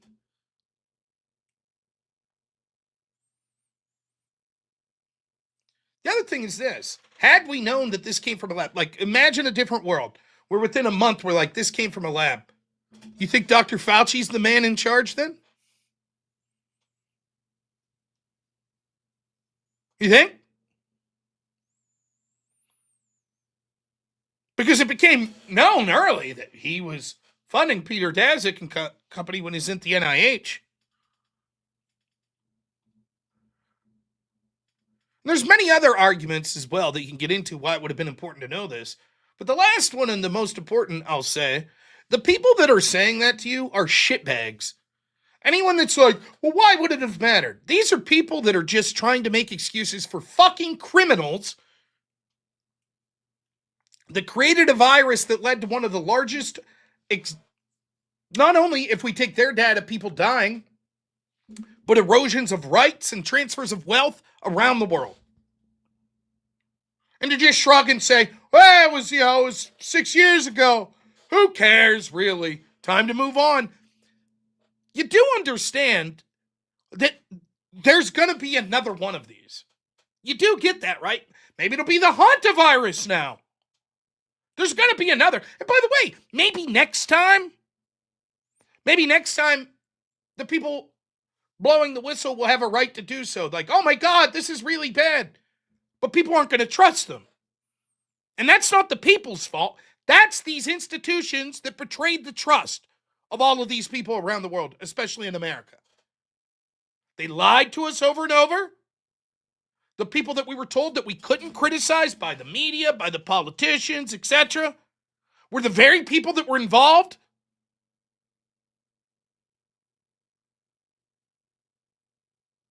Yeah, that's Gigi, you're absolutely right. The funny thing about Hanta is it's so lethal, it's not going to spread that much, which is weird to think about, but it's true. It's just not going to have enough time to incubate. But all right, let's keep going. Government officials lied to our face. They classified the documents. They suppressed the information. They changed the definitions. They invoked sources and methods. They told Congress only what they wanted Congress to know. In 2023, John Ratcliffe, the former director of national intelligence, testified before Congress with a stark warning. He said a lab leak was the only explanation credibly supported by intelligence, science, and common sense. He warned that partisan politics and analyst disagreement with Trump administration policy, Trump derangement syndrome, had created illegitimate roadblocks to the truth. I agree. He said the COVID-19 Origin Act, which Congress passed unanimously, should finally make intelligence on COVID's origins public. I couldn't agree more. Despite a unanimously passed law, though, requiring the declassification of all information related to COVID origins, the deep state still resists this congressional mandate. Our witness today will explain what happened inside the CIA. According to his testimony, CIA scientific analysts concluded multiple times between 2021 and 2023 that a lab leak was the most likely origin of COVID-19. Yet those conclusions never shaped the official narrative, never made the intelligence report. Congress was never told. It was not until after the 2024 election that the outgoing Biden administration directed the CIA to issue an assessment, not because of new intelligence, but so officials could walk out of the door claiming there was nothing left to find. That is not analysis, that is a cleanup operation. This hearing is about more than one witness, one assessment, or one agency. It's about a federal apparatus that told the American people to trust the science while hiding the machinery that shaped the science. It's about an intelligence community that relied on outside experts whose conflicts were never disclosed. It's about public health officials with access to intelligence that Congress has struggled to obtain.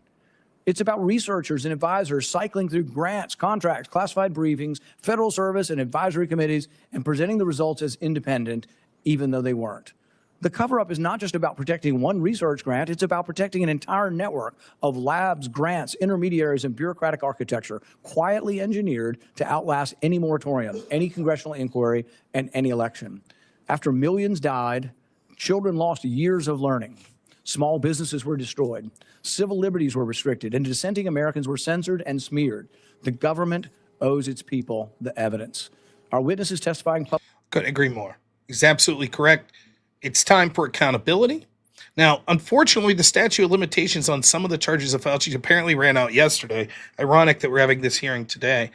And, of course, there's the immunity deal that was struck about Fauci.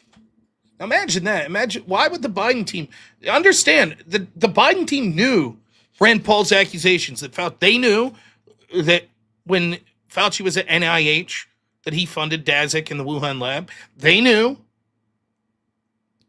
all of the problems with the internal communications.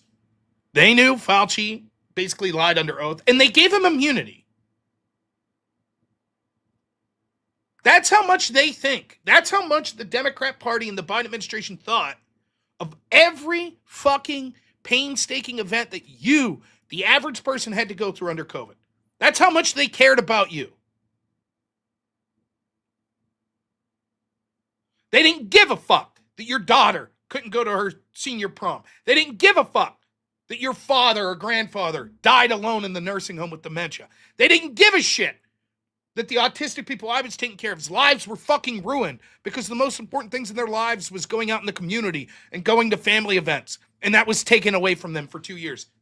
They didn't care about the economic impact that we're still facing largely to this day. They did not give a shit. They said, fuck it, that guy that lied and did all this, give him immunity. They didn't say it haphazardly. The evidence was available. They could see it. And they gave him immunity. So never forget that. Let's finish up here and then we'll get to the actual whistleblower. Publicly today, great personal risk. He and other brave whistleblowers have come forward because the truth was being buried, because government secrecy cannot become government impunity. I want to acknowledge the Trump administration officials who made good on their commitment to transparency and cooperated with this investigation. Secretary of Health and Human Services Robert F. Kennedy, Director of NIH Jay Bhattacharya, Director of the National Intelligence Tulsi Gabbard, and former Secretary of Homeland Security Kristi Noem. They set a standard. I expect the rest of the administration to meet it. We owe the American people a complete record. We owe every family harmed by this pandemic a government that does not hide behind secrecy, conflicts, and curated science when the stakes are life and death. In public, starting today. And we're going to get to the whistleblower here. But I debated this topic for years and years and years and years and years on damn near a nightly basis. On panels, one-on-one debates. Let me just tell you one interaction that I had. There used to be a left-wing streamer that I interacted with who I thought was kind of friendly. He went by the name of Sonsol. Do any of you remember Sonsol? I don't know if he still streams, but he's a smaller streamer. But so was I back then.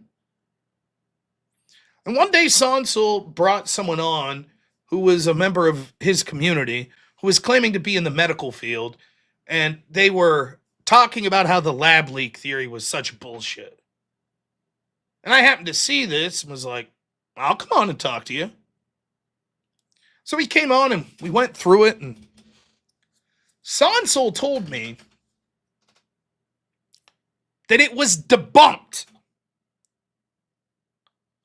That the lab leak theory was, and I'm quoting now, debunked. Now, to me, this is what debunked means.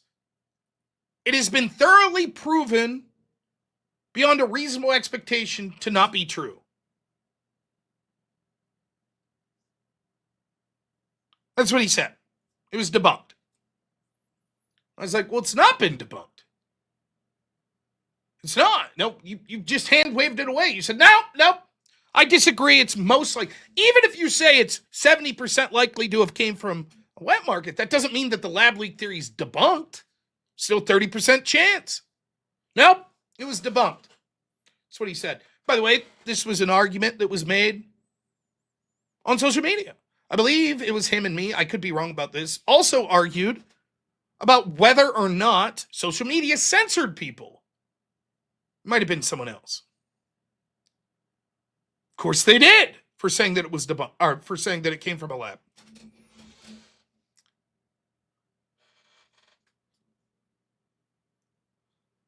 Now, in June of 2025, so about 10 months ago,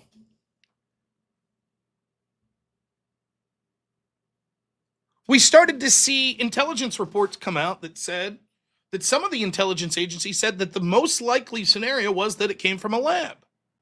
Now, that doesn't sound like something that's debunked. Sonso and I had previously had some contentious arguments, but it ultimately wasn't any too much animosity. And Sonso said, and I'm quoting, now, this isn't for the faint of heart. It's about to get pretty gay in here, just so you know.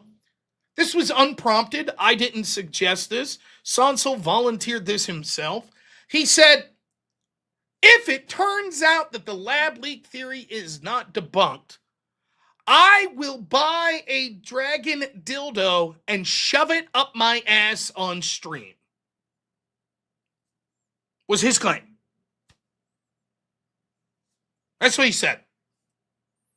So I thought around June of 2025, I would remind him of his wager as more evidence was coming out that it wasn't debunked.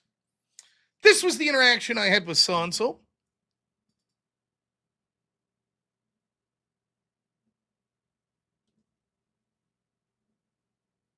Hey, Sonso, what was the name of the dildo you said you would shove up your ass on stream if it turned out the lab leak COVID theory was not debunked? As he was mocking me. His response was, God, I hope the diabetes takes you before your son can see. What a sad, unprincipled, spineless excuse for a man his father turned out to be. You should too, for his sake.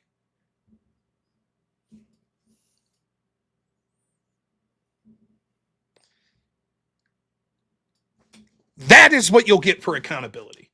That's your average left-wing streamer, and what their takes were on this.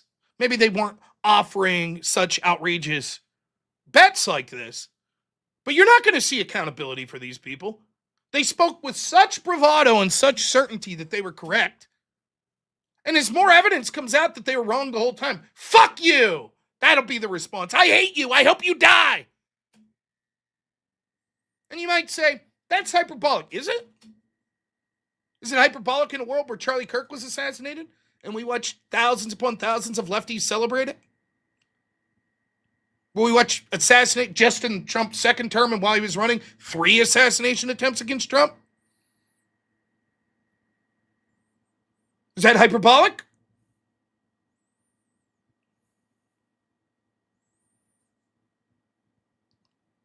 Now, that's just one interaction, and I'll admit to you, it was a bit, even for me, it was a bit spicy there, I guess. But I had dozens and dozens in it. I debated Hunter Avalon. You saw the super chatter say earlier. Hunter was like, we've tested this on kids for 6 years. I remember debating, was it Heem? This guy Heem, I was on a panel. And I remember talking about how we'd found out that so many things were wrong, and I'm just an average guy. And the topic of the panel was, should Joe Rogan be banned for his outrageous takes on ivermectin? And I was like, of course not. For many reasons. One of the reasons is, who's to say it's outrageous? The experts who've been wrong on so much, he said where? I started to go through a list. They were wrong on social distancing, and they just came up with a number. They were wrong on lockdowns. They were wrong on locking down children from school. They were wrong on the lab leak theory. And he told me, I'm not making this up, he said, Rob, the science is never wrong. Even when it's wrong, it's right. Because when the scientists are telling you what to do, it is the best available evidence. So they're right to tell you what to do that moment. So if they told you today, lock your kids down from school, that's right. And if tomorrow we find out that you shouldn't lock your kids down in school, then we could change. But it was still the right scientific thing to do to lock them down. Science was correct.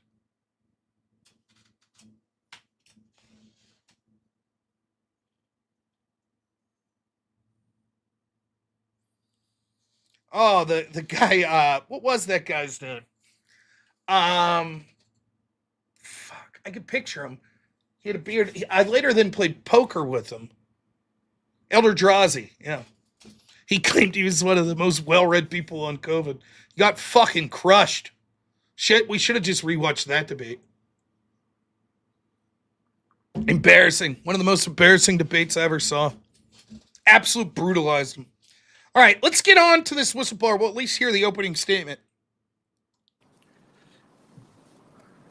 I want to note for the record that Mr. Erdman is appearing today pursuant to a subpoena issued by this committee on May 5th, 2026. This is a public hearing. The witness is a current CIA employee and has previously provided testimony to the committee in a classified setting.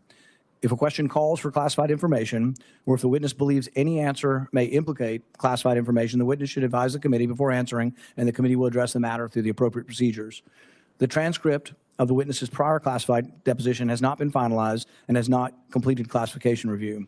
Members and the witness should not quote from, characterize, or seek confirmation of deposition testimony that may contain classified information in this public setting. It is the practice of this committee to swear in the witness. Will you please stand and raise your right hand? Do you swear that the testimony you will give before this committee will be the truth, the whole truth, and nothing but the truth? So help you God. Thank you. You may be seated. James E. Erdman III is a CIA senior operations officer.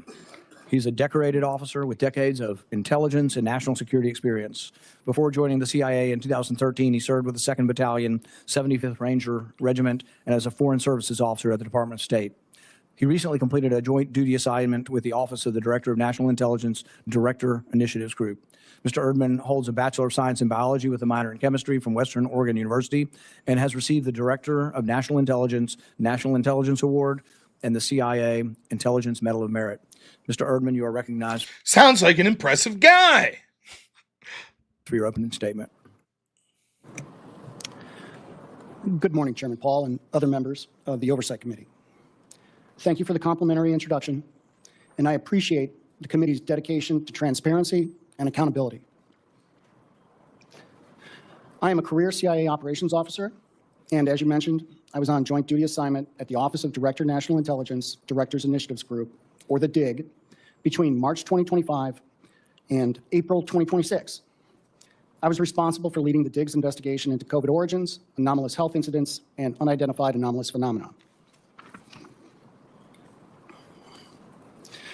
I'm here today to discuss the COVID cover-up, the national security implications associated with the DIG's investigative findings, and CIA refusal to comply with lawful oversight, as well as how we remedy these problems. Intelligence community leaders and senior analysts downplayed the possibility that the COVID pandemic originated as a result of a lab incident. Motives are difficult to define given the scope of the DIG's review. Intentional or not, the IC's actions resulted in a cover-up, wasted resources, and a failure to properly inform policymakers. Public health policy would have been very different had the American public been made aware that a virus from a lab in China was going to serve as the foundation for an emergency use authorization mRNA products. So already you can see he starts off saying things would have looked very different when it came to the actual policy that was being done, including with what we would have thought about the vaccine. Do you think we would have been so flippant in rushing a vaccine if we found out that this was actually created in a lab? And some of the people responsible in the same industries for creating these vaccines would have been the type of people that were responsible for creating this virus. The American people would have been outraged. They would have demanded different results, different people leading the way, different reactions. Congress and health experts would have been more cued into what was going on and better informed. Not to mention just the reasons of justice, why it's important, and holding people accountable to unearth this cover-up. But we'll continue. being mandated by the former administration. Dr. Fauci's role in the cover-up was intentional. Dr. Fauci influenced the analytical process and findings by leveraging his position to ensure the IC consulted with a conflicted list of curated subject matter experts, public health officials, and scientists. This included some of the authors of the paper, The Proximal Origin of SARS-CoV-2, and other public health experts who have been in his orbit for the last 20-plus years. Some of the scientists were part of the Biological Sciences Experts Group, or the BSEG, an office of Director National Intelligence Advisory Body, whose members often receive considerable funding from NIAID and public health agencies. The BSEG scientists influenced national laboratory WMD research, policy decisions, finished analysis, and other intelligence matters, creating misaligned incentives and conflicts of interest, as well as counterintelligence issues. Since 2006, the BSEG consulted part-time on biodefense issues for the IC, while conducting government-funded research and holding academia positions, as well as maintaining roles in public health institutions and serving as members in the National Academy of Science. They received funding from NIAID and other agencies for vaccine research, USAID's PREDICT project, the Cooperative Threat Reduction Program, and even worked with Chinese scientists on coronavirus and other pathogen studies pursuing vaccines. There was no oversight monitoring how this web of relationships influenced research, policy, and public health in any holistic way for over 20 years. In fact, several of the BSEG scientists helped Dr. Fauci rewrite definitions of gain of function in 2015 to lift a funding pause on dangerous research.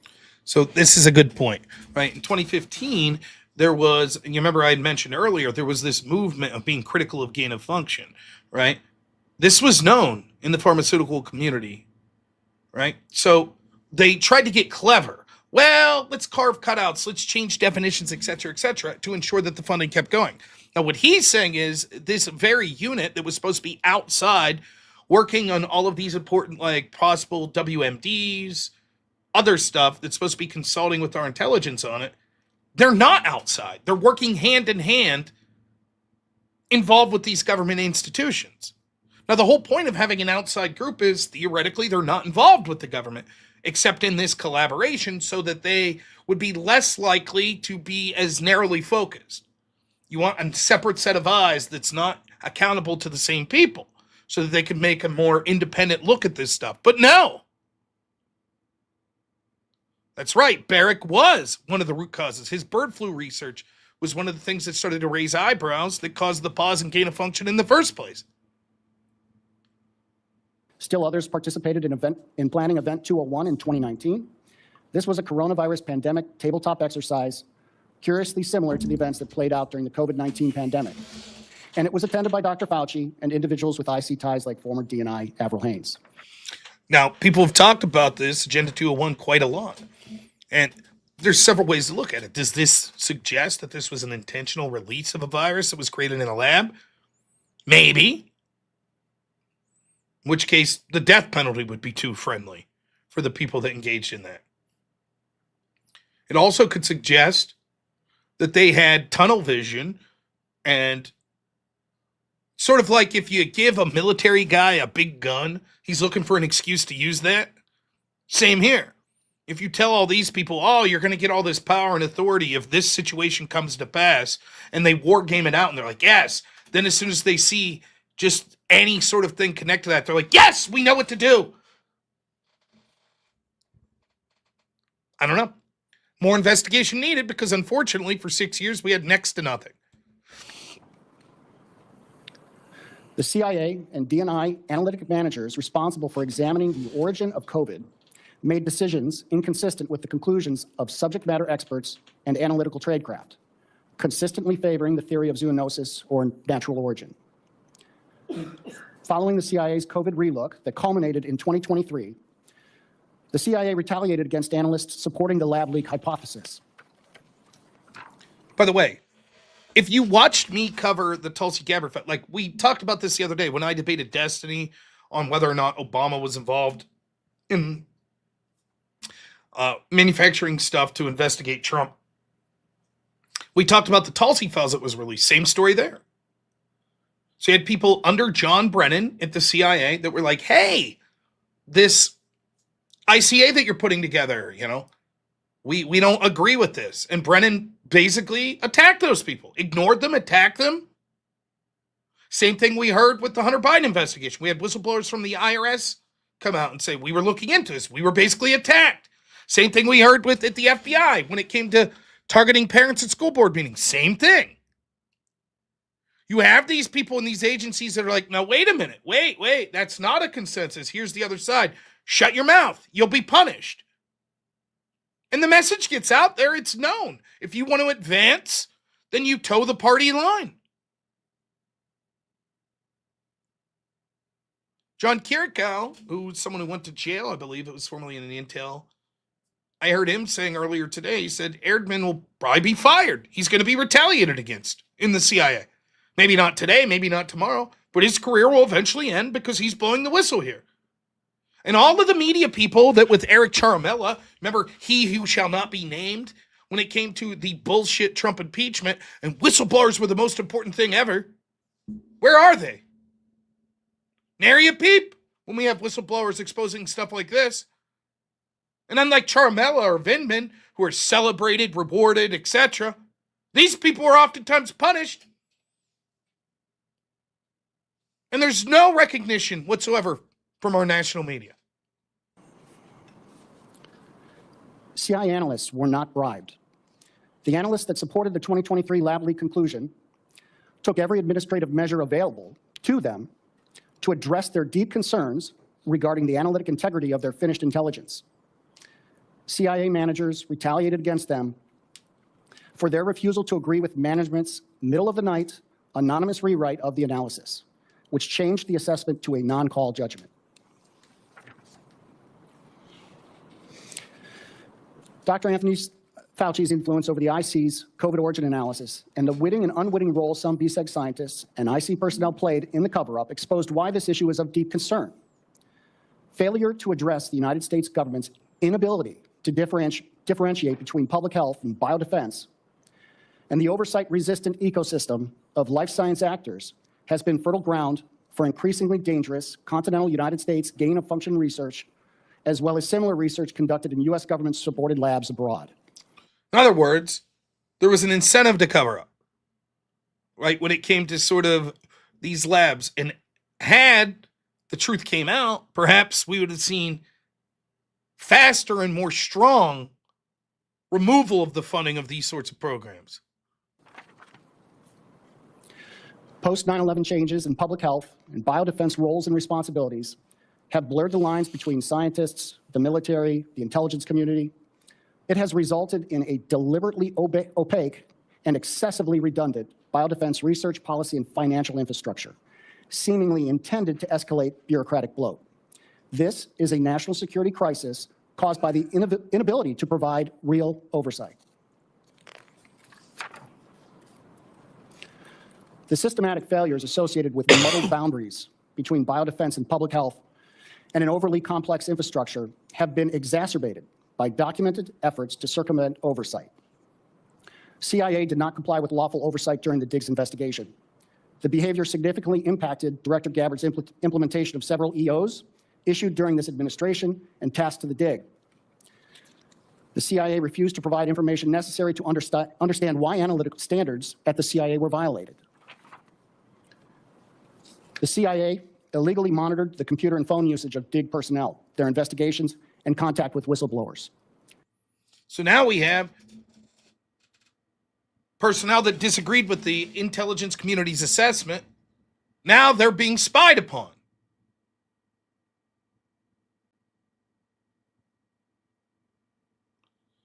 Now, Snake Driver, spoiler alert, there's not going to be any deflection questions of the Debs on the committee. Does anyone know why? The Dems didn't show up. They didn't have one person show up. The Democrats going into the 2020 election that told us that COVID was basically not only the biggest story in the world, but quite possibly the most impactful thing that had happened to Americans in the last 50 years. They couldn't even be bothered to have one person show up to this meeting. They don't give a shit. It's always Russiagate, the biggest thing in the world. Once we find out it's corrupt, it's a long time ago, moving on. COVID, biggest thing in the world. Once we find out it was corrupt, moving on. They do not give a shit. They wanted the pain. They wanted the authoritarianism. It was all good. More power for them. More wealth transfer for them. More socialist-type policies for them. And they got to defeat Donald Trump. Great. Just look at how our elections changed. Mass mail-in voting. Ballot harvesting in scale that we've never seen. All because of this COVID. Oh, it was being covered up where it came from and shit. We don't have time to deal with that. There are these, I talk about this all the time, there are these keystone moments for the Democrats that if they collapse will make the average person question damn near everything that they've been told by that party. Russiagate. If it turns out that our intelligence agencies were working with Western intelligence to manufacture the entire shit, that the guy that was, we're told, the Russian spy at the center of it all that started it, Joseph Miss said, if it turns out that that dude was actually a British intel agency, and this was a setup from the get-go, the whole house of cards would crumble. January 6th. If it turns out, by the way, we have reporting on that today as well. Maybe we'll cover it later in the week. Reporting came out. Whistleblowers spoke up that there were communications between Yolanda Pittman and someone else on about 9 a.m. on January 6th that she was excited that she was going to be replacing Stephen Sund. Pittman, of course, was one who didn't share intelligence, who became the person that took over Sund's job once Sund was fired, and then was given a cushy job at Berkeley by Nancy Pelosi.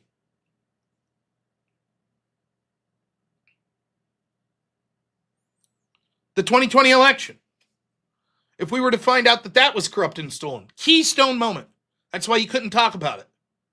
Censor people online that are questioning it. COVID.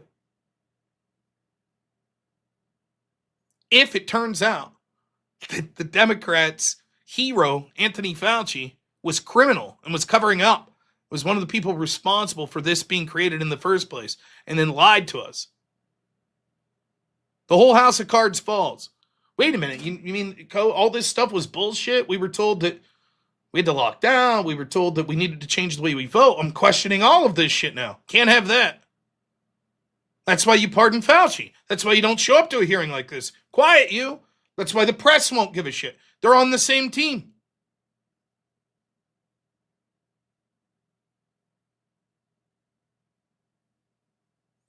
Yeah, Lavin nails it. I can't tell you. I've had this debate over and over and over. It's not happening. And then 6 years later, when you prove it, they're like, oh, okay, it was a long time ago. It was regrettable. Anyways, on to the scandal of today. And you're like, yeah, that's bullshit too. Nuh-uh. Then when it turns out that was bullshit 6 years from now, they'll say, well, it was a long time ago. Over and over.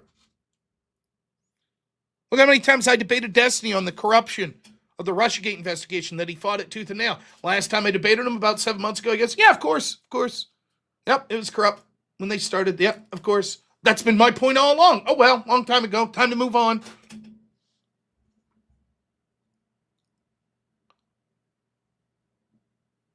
You mean to tell me there's not one Democrat that was like, I'm interested in what this guy has to say? That'd be heinous if Fauci lied. Not one. And at this point, it's in for a penny, in for a pound. If it turns out Fauci's guilty of this shit, wow, how bad do the Democrats look for pardoning him? You might raise questions. Wait a minute. Why did you issue a pardon in the first place? That's right. That's what it was. They encouraged riots. They wanted people to die. They wanted people to suffer economically. Because Orange Man bad. That's what it was about. In addition to other heinous shit. But let's keep going. These were Americans being spied upon illegally while executing duties directed by the president and under the authority of the Director of National Intelligence. One CIA contractor assisting with the Diggs investigation into the events that transpired between 2022 and 2023 was fired by the CIA one day after meeting with the Dig. When the Dig ceased operations, They retaliated against the guy that was investigating. We don't like that.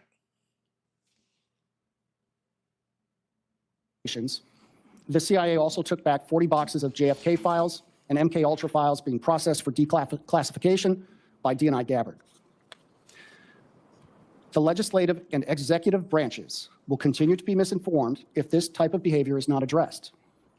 The partial solution to dangerous gain of function has already been laid out in Executive Order 14292, improving the safety and security of biological research. We need a comprehensive review of government-funded life science research and a move back to pre-9/11 definitions of gain of function and WMD research, particularly in the IC and DHS. More broadly, we need effective oversight. We must hold agencies responsible for failure to comply with Executive Order 14292, and oversight must have teeth. You must be willing to pull the purse strings, and if necessary, convene another church committee. The results of our investigation would have been impossible without whistleblowers willing to come forward. They are indispensable agents for reform. Despite statutory law, agency regulation, and training requirements, whistleblowers are almost never protected. Whistleblower protections always seem to protect the agency. Every time the CIA investigates itself, they coincidentally find no wrongdoing. When they do identify issues, they hold the system responsible. That last statement is a verbatim response from a Europe and Eurasia Mission Center lawyer when the CIA Office of Inspector General did identify shortcomings so serious, oversight bodies were holding meetings about it 3 years after the events transpired. It was in response to the question, was anyone held accountable? Apparently the system is good enough. The only way By the way, this is an argument that you hear establishmentarians make all the time. Like, for example, when I debated Pisco, he's like, yeah, okay, they illegally got FISA warrants on Trump's team, but they've changed their policies. That's good enough. It won't happen again. They're like, yeah, we changed. That's how this always goes. They investigate. They're like, oh, well, yeah, that's good enough. We made some policy changes. We're good, but no one's held accountable.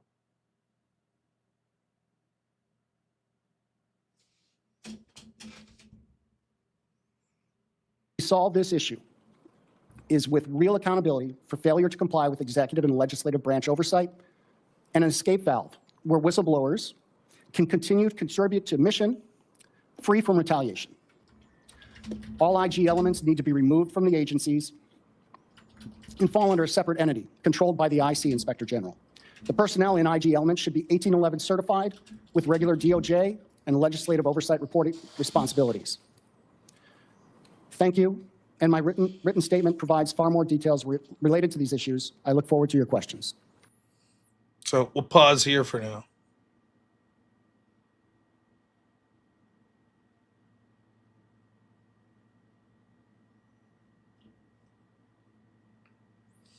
Of course, you see our resident Trump hater, Donnie Boy. By the way, who I thought had said in the past that he was like a right-wing Trump hater, but isn't it? It's just like Brian Shaprio and all those other people.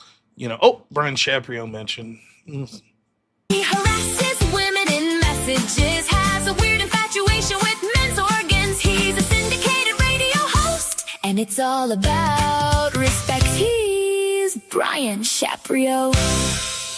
Just like he says, I'm not a lefty, I'm not, trust me. That's the way Donnie Boy. So now Donnie Boy, well, maybe Dr. Fauci personally signed off on this shit and he didn't know.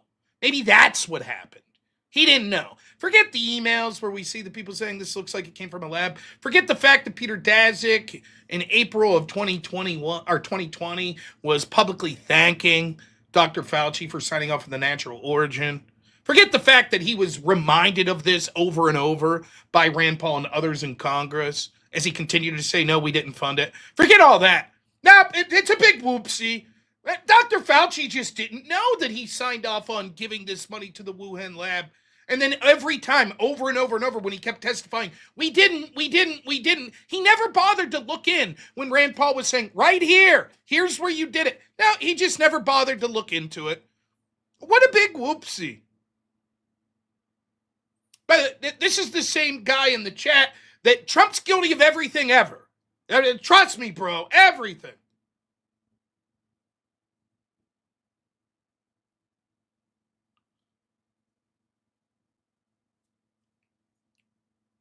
Understand that people like this demand that we not hold anyone accountable. Dr. Fauci himself signed off on the grant. He was reminded over and over by Rand Paul and others that this was the case. He continued over and over to testify that this was not the case.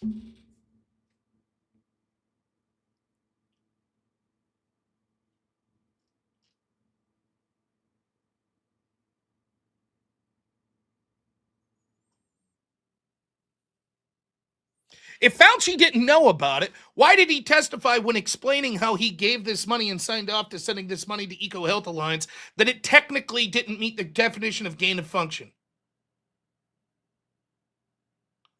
Hey, Donnie, it's been fun, man. See ya. Not interested in bad faith trolls. See ya. What about Operation Warp Speed? I saw Trump sign on that. See ya, Donnie. Have fun.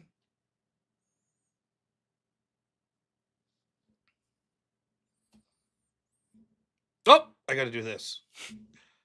You like my new whoop? Whoop. Oh, yeah.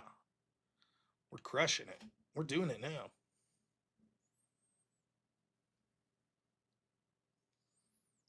So there you have it, folks.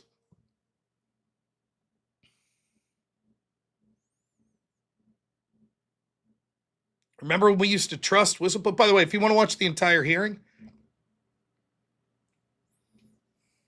here it is.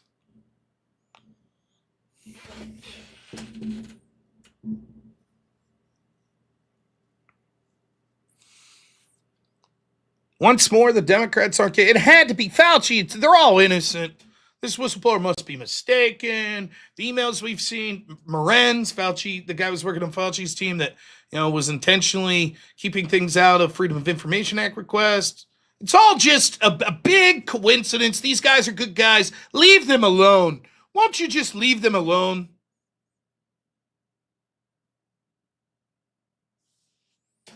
Media doesn't give a shit. No Democrats show up. Rand Paul was putting out there today, was like, look, in order to test whether or not Biden's pardon of people like Fauci that was done by this auto pen are legitimate or not, there'll need to be a test case. Why not Fauci? Charge him. And then fight it in court whether or not the pardon should stand.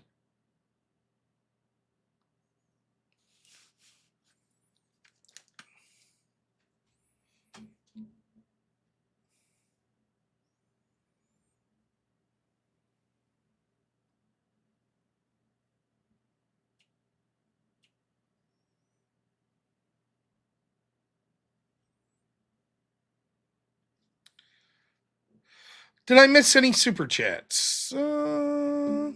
Robert Whaley, 18 months, man. Thank you. Says, AIDS was gain of function. Changed my mind. Don't look Fauci here. Hey, there's a guy that's totally not Donnie, I bet. Totally not. He totally didn't just sign on with a different account. Trust me, bro. Just so happened when we lost one troll that was like, but Trump, we get a second that says, but Trump. Totally just random, right?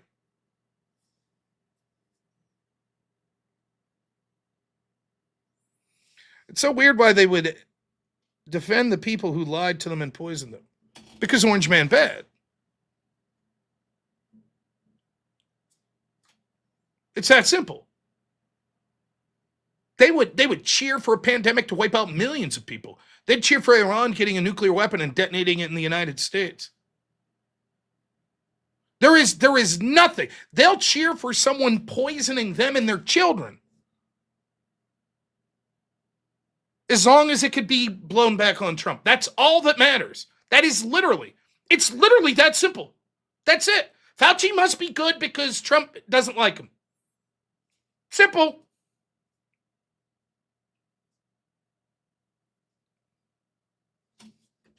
Oh, okay, Fire Club. My bad.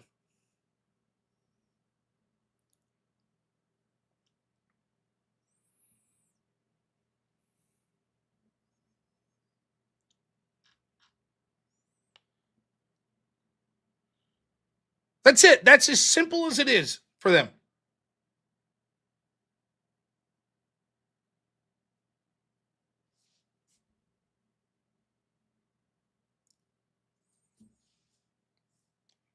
Literally just, well, Fauci's against Trump. Fauci's good.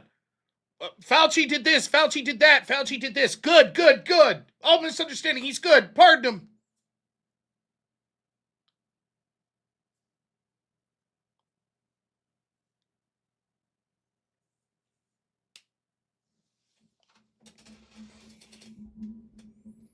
It's that I'm not saying there's not reason to criticize Trump. I do it all the time.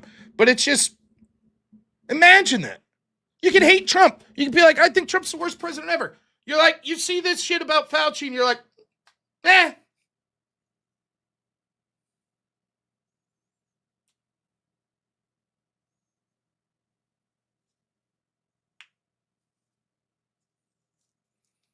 All right. Well, it's that time of the night, my friends. We've been going 2 hours and 15 minutes.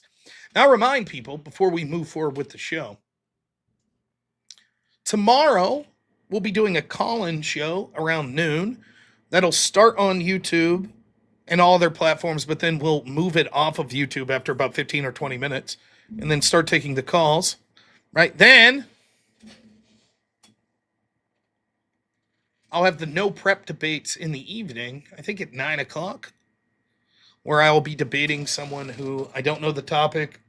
They've been prepping for me for a month. It should be fun. Should be fun.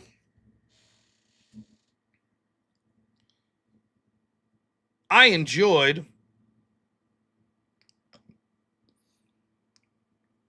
excuse me, heartburn there. I enjoyed tonight's show and covering this, even if we didn't have a lot of people watching. That's okay. We're the OG crowd here.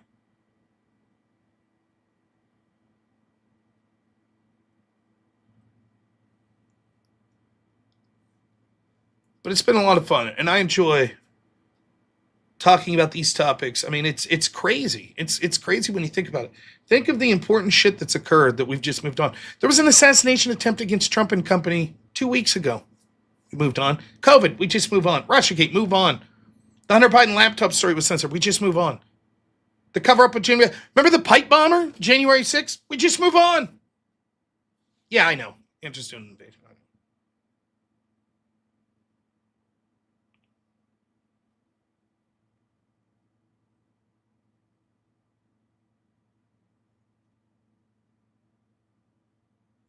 So I think it's very important to cover these stories.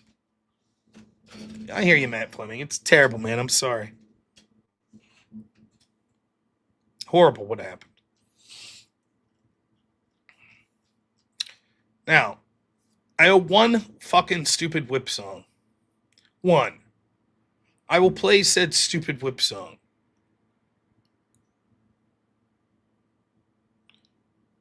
I'll do that. Everyone here knows the rules on the whip song. I don't even have to say them today. We're half-assing it. Half-ass! You know the rules. Next whip song at... what was it?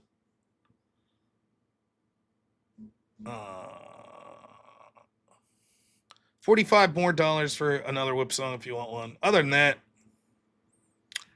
Wait, we're supposed to do it this way. We'll play our one. $100 donation will get you two. That's right. A little sad, but Blasterbot is the one who donated. So we'd be dino sad together. Womp womp. Half-ass whips. You got her.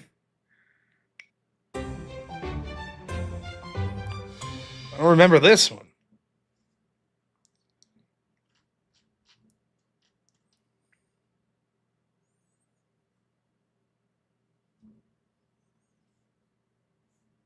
There's a whip, there's a way. Where there's a whip, there's a way. We don't want to go to war today. But the Lord of the land says nay, nay, nay. We're gonna march all day, all day, all day. Where there's a whip, there's a way. Where there's a whip, there's a way. Where there's a whip, there's a way. Where there's a whip, there's a way. Left, right, left. Where there's a whip, there's a way. Left, right. A crack on the back says we're gonna fight. We're gonna march all day and night and more. For we are the slaves of the Dark Lord's war. Yay! Yay! Woo! Hey! Amazing. Amazing. Gene Autry. Oh, snap. Oh, snap. Could try to stay up and wait until Andrew's stream ends and then get a raid. But I don't know. What's even the sense? What's the sense of anything, right? I'm just kidding. Everything's great. Can you believe there's people bummed out? What a great life. We're alive, man. We're fucking conservatives. We're alive. We're happy. It's amazing. Cover this shit. I remember that stuff under COVID. I do. It infuriated me.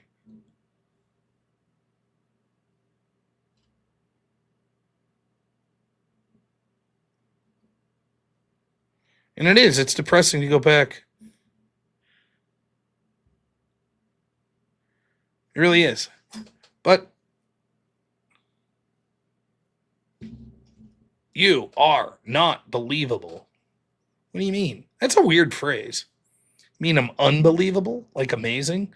Or not believable as in not trustworthy?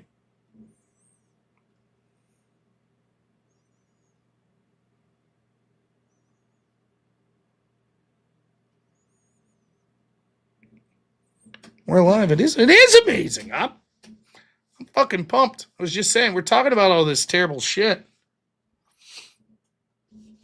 Today I went out and got a new bicycle for my son. It was awesome. Absolutely amazing feeling. So I'm truly blessed, and I hope you all are as well. It's easy to get in the murk and the mire, like sort of doing this, looking at the political shit, and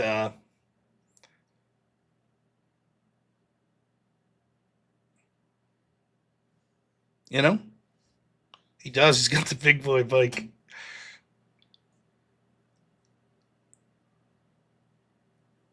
Oh, nice, Caleb. That's awesome. Yeah, we were gonna then ride it when we got home, but it started raining pretty bad. So unfortunately, biking's gonna have to get put off. Gotta put the biking off for now.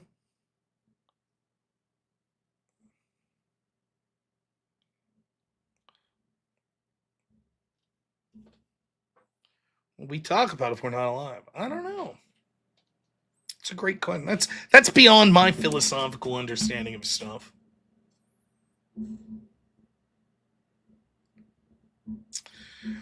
Well, folks, it's been a good one. I'm happy to get out with just one whip song. I'm fine with that. No problem. Some of the OGs aren't here. But they're not really supporters, are they? They're off watching other channels.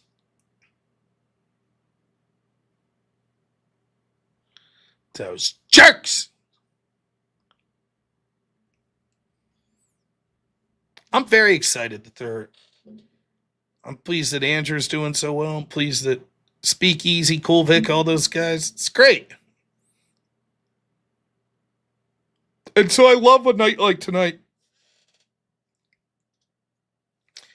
If I had my druthers, I wish there was more people watching me. But how awesome is it knowing a bunch of people I'm friends with are killing it? They have great shows.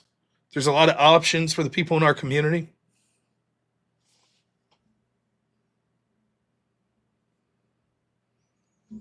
It's amazing.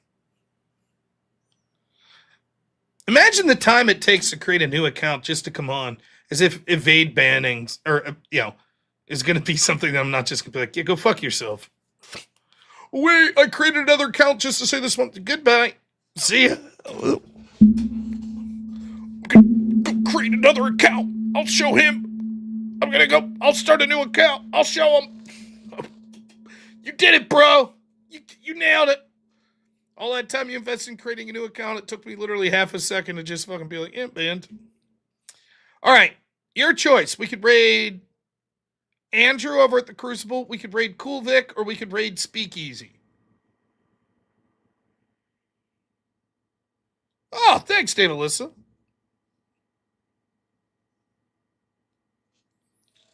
Who we like?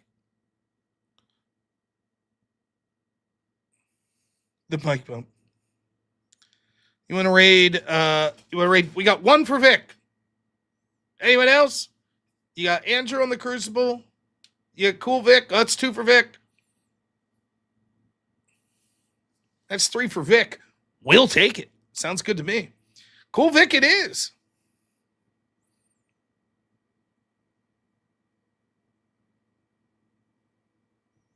Look at this guy.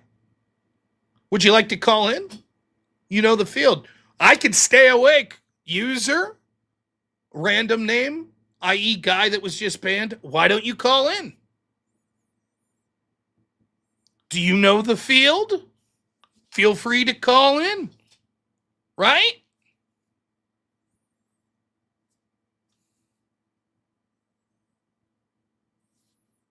I don't have to answer shit from you. You want to call in or not?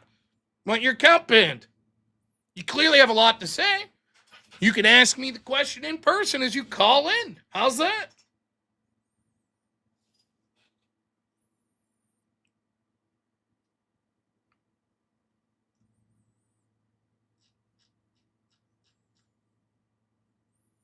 Sounds good to me. I only debate people like Brian Shaprio, right? Okay, I'll debate you. No? No good? I love that cell phone, by the way. People always do that. You won't debate good people. Okay, I'll debate you. Well, right. Just admit, I'm a piece of shit. I don't know what I'm talking about. I'm sorry. You're too good, Rob. Thank you. Concede I don't know what I'm talking about. I do know what I'm talking about. Would you like to call in and prove that I don't? Last chance. If the next answer that you have isn't yes, then you're banned. Mr. Ban-evader. I don't even know what the fucking question was, because as soon as I saw you say that was me and you evaded the ban, I deleted it. I banned you again because you're a ban-evader.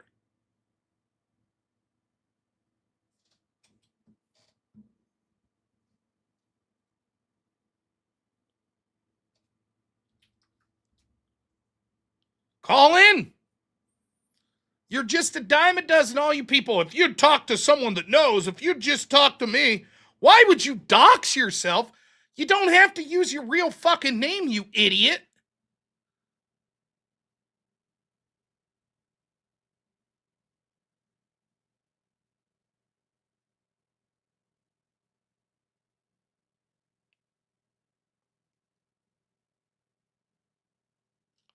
I don't even see a question you asked.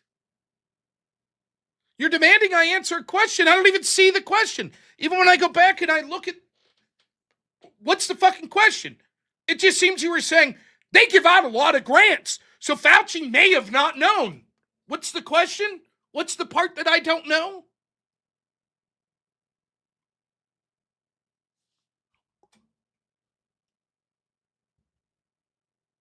Answer the question. What's the question?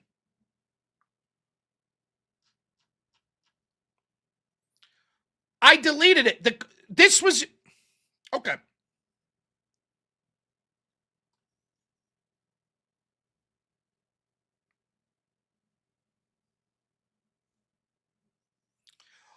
All I was saying is that Fauci doesn't sign off on every subgrant the NIAID gives. And the NIAID gives 500 grants a year. Fauci definitely not no pre-pandemic. Post-pandemic, definitely. But pre? Is that it? That's the question? But pre? That's it? That's your question? Cameron Michael, thanks for the 20. Says you have so much patience with these idiots. Thank you. I try.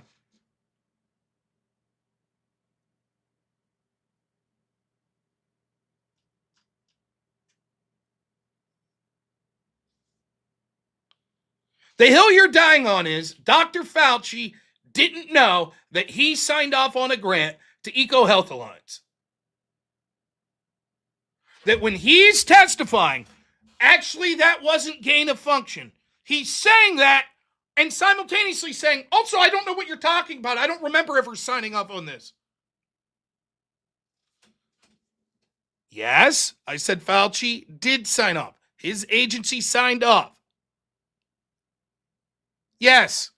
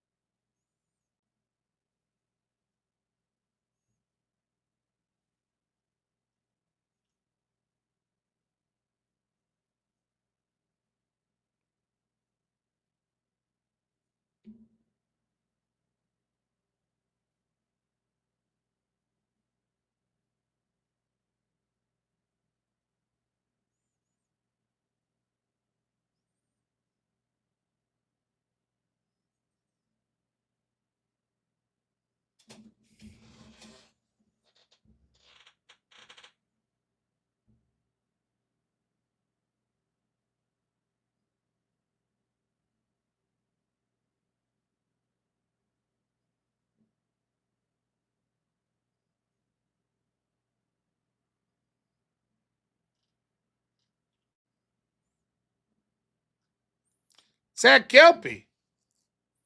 Question, Rob. If he didn't know, like that guy saying, pre-19, then why did he lie under oath? And why did Biden pardon him? I don't know.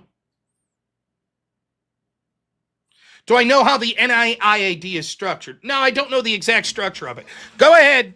You ChatGPT'd it. Go ahead. Tell me exactly how it's structured.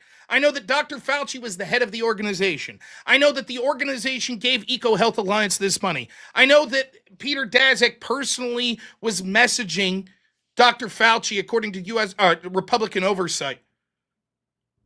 I know that people within his orbit were saying that they thought it was a lab leak and then quickly changed their mind. I know that Fauci repeatedly, over and over, when talking to Rand Paul, was made aware of this. I know that Dr. Fauci at one point tacitly admitted that they signed off on this because he said that it technically didn't meet the definition of gain of function. So even if we accept that in 2015 he didn't remember this, he certainly knew once it was been made aware of him when Rand Paul, at the very least, was saying, hey, dude, you signed off on this, and he continued to shirk responsibility over and over again. You haven't answered that question. Instead of you snarkily said something like, do you know how it's structured, or are you going to rob GPT that? Tell me exactly how it's structured, motherfucker. Go ahead. Tell me. Give me the exact structure in 2015. You don't have to Google it. You know. You're an expert. You know. So much of an expert that you're too much of a pussy to call in, Mr. Expert. Mr. Trump did everything wrong, as if your stupid motherfucking ass wasn't just Googling it or AIing it, you fucking moronic piece of shit.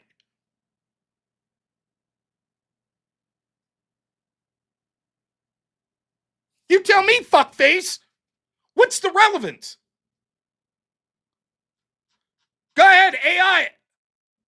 We know that's what you're doing, fuckface. Trump's wrong. Whatever Trump did wrong, Fauci must be innocent. Let's say for a second that Fauci didn't personally put his signature, that he was ultimately in charge of the agency that sent this money. At what point do you think he was aware that he sent this money? Now, I've given you a litany. Rand Paul brought it up. The House brought it up in 2001. The first House letter, I think, was June of 2021. I'm sorry, July of 2020. Did Fauci know then he sent the money? Did he know?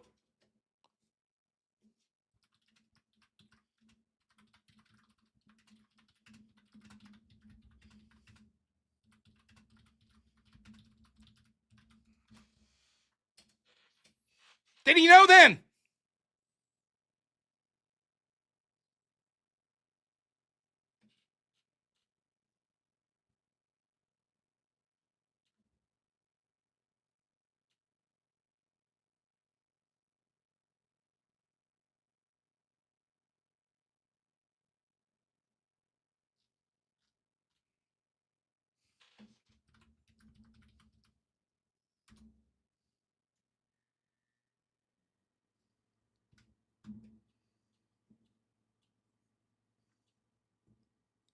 After the pandemic, he knew. But he didn't know that he signed off on them. That's your argument. He didn't know that he signed off on them at the time.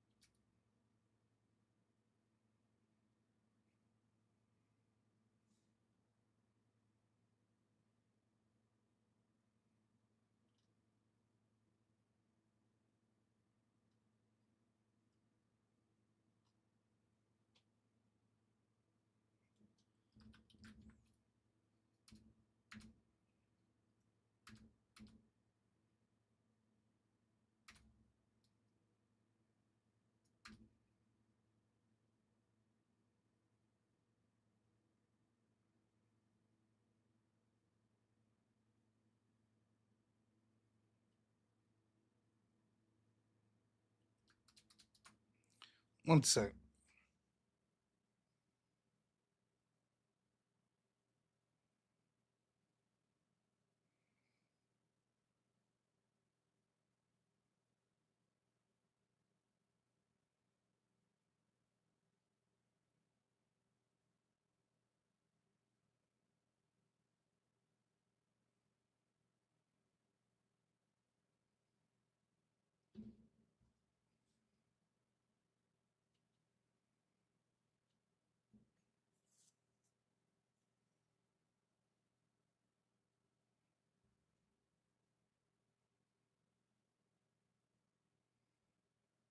Mm-hmm.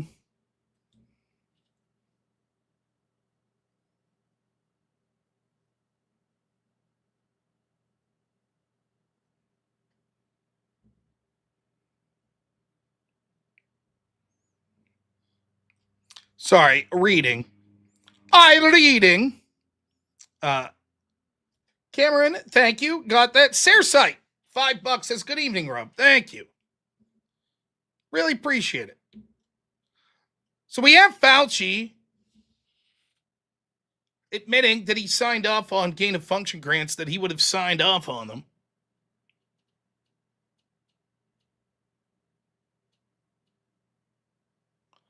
Was Dr. Fauci aware of this grant to EcoHealth Alliance? At what point do you think he was aware of? Ultimately, oversight resides with Dr. Fauci.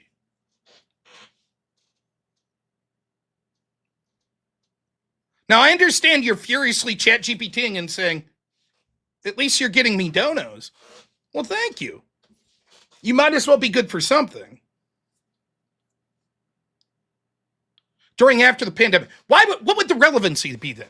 He was certainly aware once the pandemic hit that this occurred, and yet he lied over and over about it. So what's even your point? He didn't remember in 2019 that he sent it, but then in 2020, once the pandemic hit, then he remembered. Okay, and? What's the point? What's the point you're trying to make here? The whole argument is, we just heard whistleblowers saying Fauci was involved, that they were covering up and saying it couldn't have came from a lab. He was aware at the point that he had sent this grant. So?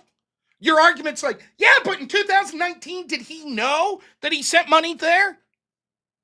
He did send it. Yes, his agency, he signed off, ultimately was responsible for sending it. He continued to have communications with the guy who got the money. He was the one who ultimately gave the authority as to whether or not these types of grants would be allowed. Him trusting someone beneath it and leaving it go. It doesn't matter if he's the agency. He was in charge of the agency that did it. He was aware that they did it.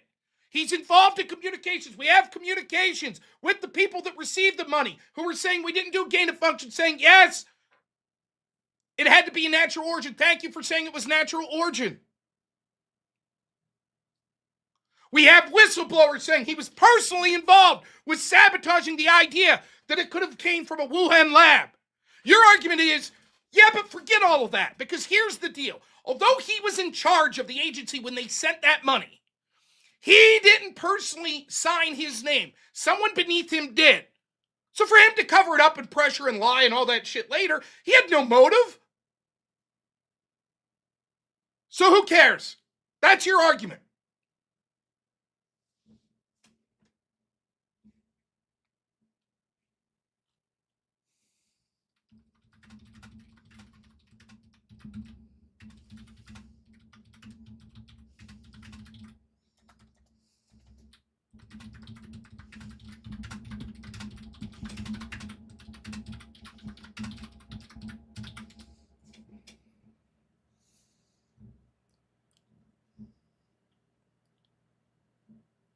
Good, now we agree. Agree on what? What's the point of all of that? What? So you literally, all of this was, Fauci didn't literally sign it. He just gave the go-ahead for the people underneath him to do this, and then knew at the beginning of the pandemic that he did this and proceeded to lie and all this shit. What was the point? What's the big point that you're making here?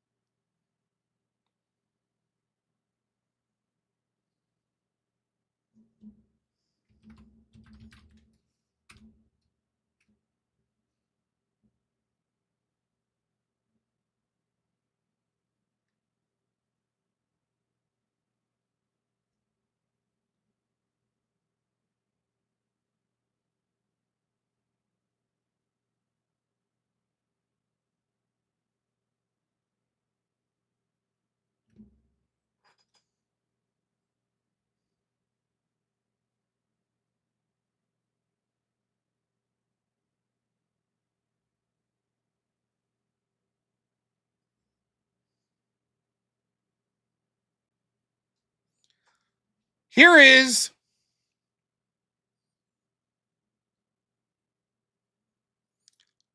Ron Paul questioning Dr. Fauci, talking about the paper.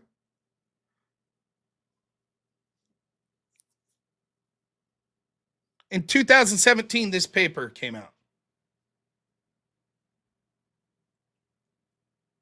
The research, this is Paul, the research managed indeed epitomizes the definition of gain-of-function research done entirely in Wuhan, for which there was supposed to be a federal pause. Dr. Fauci, knowing it's a crime to lie to Congress, do you wish to retract your statement of May 11th, where you claimed the NIH never funded gain-of-function in Wuhan?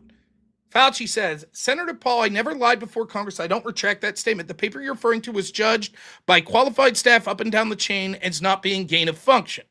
Now, it's clear that he's aware of this paper. It was written in 2017. All of the major grants had to go through Dr. Fauci. This was one of the major grants that they did. They literally were writing papers. They literally took the step of lifting this organization from not receiving the grant because of gain of function. And your argument is Fauci didn't know any of it. Fauci's never said, I didn't know this. All of his comments testifying under oath in front of the House seemed to imply he was well aware of this and just didn't qualify it as technical gain of function. But your argument nonetheless is, no, even though Fauci's never denied it, as far as I'm aware of, he must not have known. He must not have.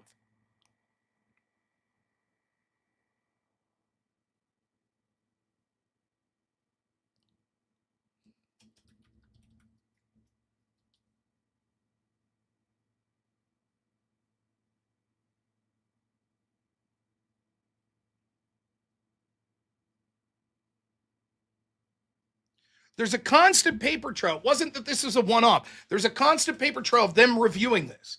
The idea that Fauci wouldn't have known it, knowing that gain of function was something that there was immense pressure on to stop the funding, is a joke.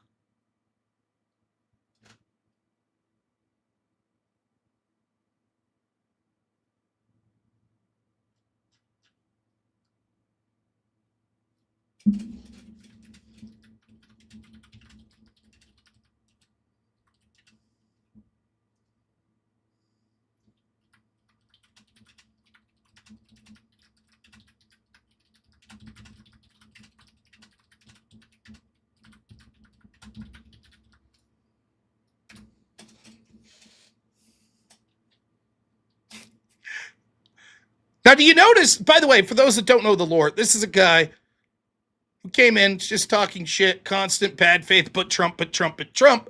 Everything's but Trump. The level of proof with Trump is just, I heard it, but with Fauci, he's in charge of the agency. He's the one that the agency meticulously is working with EcoHealth Alliance over and over about this grant. He's being told over and over, your agency did this. He's the one ultimately at the head of it. He's the one who's then lying afterwards.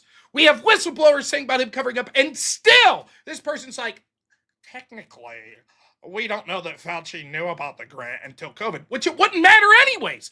Once COVID occurred, he knew. That's the allegation. Technically, he didn't sign his name. Technically, prove it. Prove it.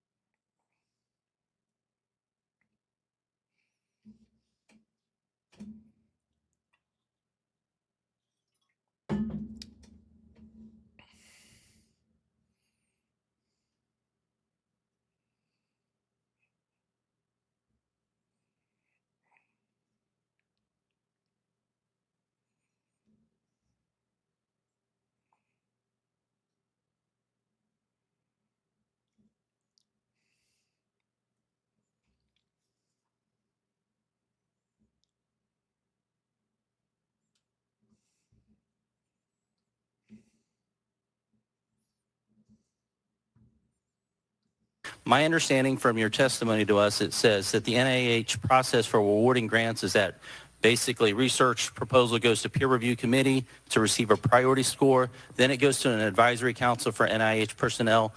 It receives a final, basically the group votes on it, and then eventually it ends up on your desk for signature. Right. Now, you said in that sometimes, if I recall correctly, those grants are often approved in block, in mass, when they're voted on, and then you sign off on them. That's correct.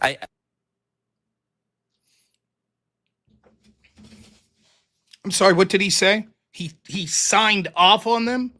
Is that what he just said there? He signs off on them. That was Dr. Fauci's own words there. He signed off on it?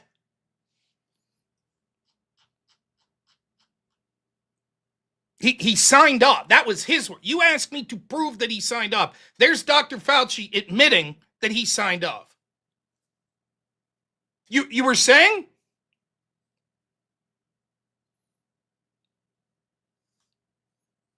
Now what's your excuse?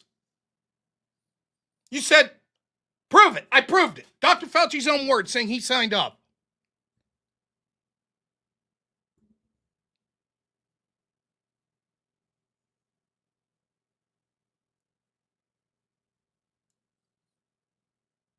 Hey, hello. What's happening? Tony, what's happening? Where you at, smartass? Not you, Tony. Where you at, smartass? Fauci just said he signed off. Where you at? Where'd you go, motherfucker? Oh, yes, we have a Trump-hating Fauci lover here. Where'd you go?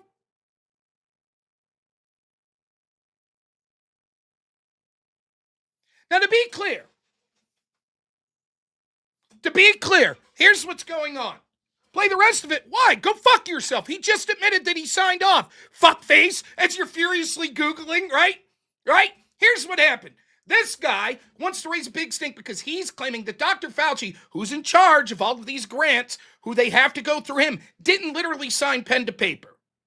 Now, the whole reason that this would matter is because Dr. Fauci is the person that ultimately was at the head of the agency that sent money to the Wuhan lab, that then it looks like this is where the virus came from. Fauci was made aware of this early in the investigation and probably knew that he had sent this money previously.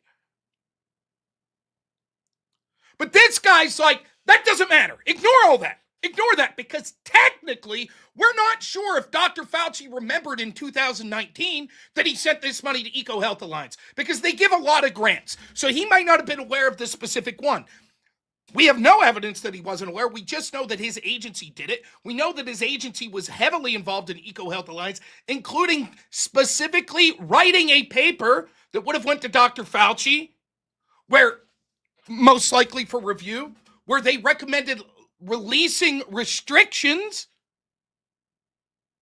But fine, who cares? Let's say that he didn't know. He certainly knew. By the time they were talking about gain of function in February of 2020, he would have known, oh yeah, fuck. We sent money to them. Uh-oh. And he continued going up to 2025 to continue to lie about it. Today we have a whistleblower saying he was pressuring key people to say that it couldn't have came from a lab. The one guy in emails with Dr. Fauci was like, hey, we think this came from a lab. Then he mysteriously changes his story and then receives a $9 million grant. And this guy's like, well, prove that he signed off on it.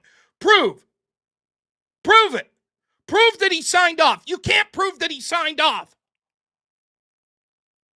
That's what he said. Prove it. Like it was just some semantic thing. He agrees with all the rest, by the way. The Fauci, by the time he's testifying under oath to Rand Paul and shit. So I play the clip. There, Fauci admits. He knew it. He signed off. My understanding from your testimony to us, it says that the NIH process for awarding grants is that basically research proposal goes to peer review committee to receive a priority score. Then it goes to an advisory council for NIH personnel. It receives a final, basically the group votes on it, and then eventually it ends up on your desk for signature. Right. Now, you said in that sometimes, if I recall correctly, those grants are often approved in block, in mass, when they're voted on, and then you sign off on them. That's correct. Oh, there, he signed off on it. Now you're going to move the goalpost. Well, it's not just about signing off. Sure, he signed off on a bunch of them, but prove that he individually knew all of them, right? That's your next argument. I get it. You're already being semantical with the first argument, so when I prove that your semantical argument, which is a red herring anyways, that you're wrong on it, now you move the goalpost, in addition to your red herring. Now, I remind you, this is the guy who said that I was too cowardly to debate anyone except low-tier people like Brian Shaprio on this. So I generously offered to have him call in. Won't do it.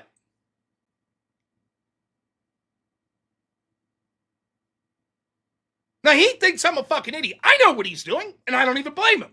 He's saying things like, do you know the exact structure of NIAID? Because he's fucking AIing it or Googling it right now. Okay, so what? But to act like he's some fucking genius that knows this is absurd. Bullshit. The argument all along, fuck you.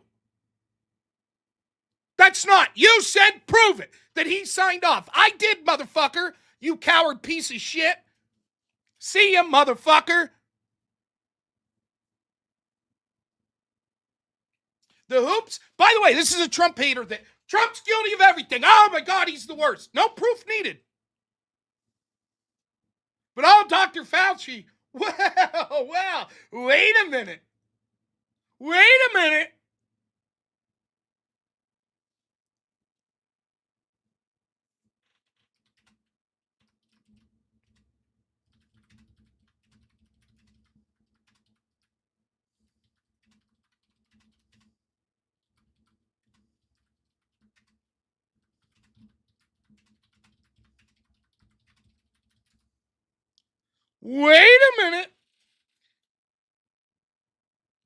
Now he's going to create a new account and he's going to come back in.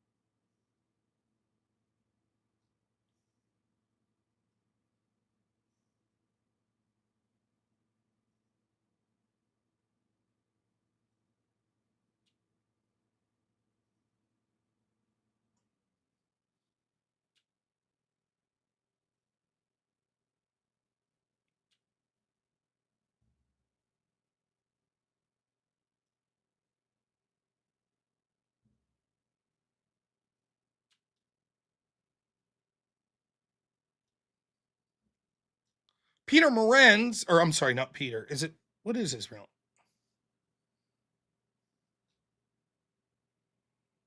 David Morenz. He was arrested the other day here for deleting material illegally. Here, see what this says. This is from May 22nd, 2024. Testimony from the National Institute of Allergy and Infectious Diseases senior scientific advisor David Morenz, a longtime aide to former director Fauci. So this is from the NIAID. Deepened congressional concerns about the possibility of concealed or destroyed emails concerning connections between the Institute and the Wuhan Institute of Virology. A memo and over 150 emails released by the House Select Subcommittee on the Coronavirus Pandemic Wednesday show that Morenz spent considerable time and energy avoiding the Freedom of Information Act, a law that requires federal agency records to be provided to the public on request with limited exceptions. Morenz deleted sensitive emails, conducted official business on private email account, and worked with the NIAID, administrator of the Freedom of Information Office, to strategically misspell keywords that the public might request to be searched, the committee alleges. Morenz sought to conceal emails in which he championed his close friend, Eco Health Alliance President Peter Daszak, the same person that Fauci's agency would give that award to, that Morenz worked for as well.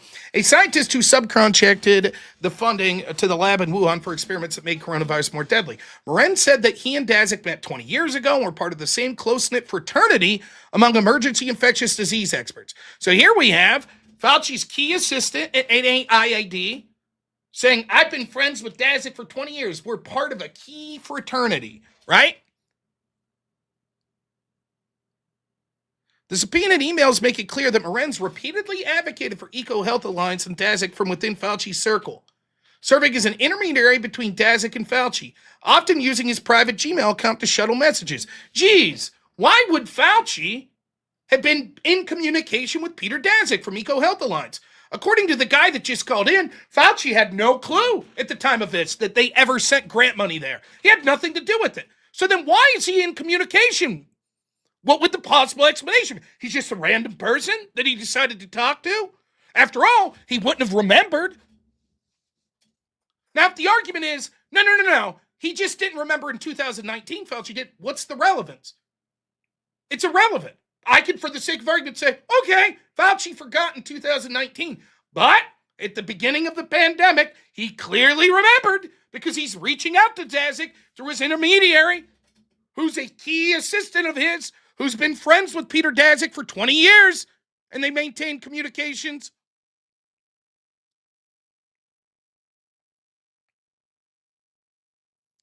One email released by the committee suggests that Fauci himself may have subverted public records requests through the use of a personal email account, bypassing official channels. I can either send stuff to Tony on his private email, or I can hand him to it at work at his house, Morenz emailed on April 2021. He's too smart to let colleagues send stuff that could cause trouble. Huh. Why would he be doing that? Why? According to the person in the chat, Dr. Fauci had no clue. None. He didn't know anything about EcoHealth Alliance.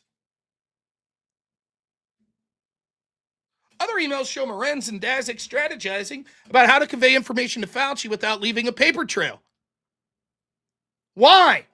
Why would they need to do that? What's the connection to Fauci? Morenz confirmed Wednesday that he discussed grants from the NIAID to the Wuhan Institute of Virology with Fauci. I certainly told him some things and he asked me to tell him the situation with Daszak, Morenz said. Why? Why would he be asking about Daszak?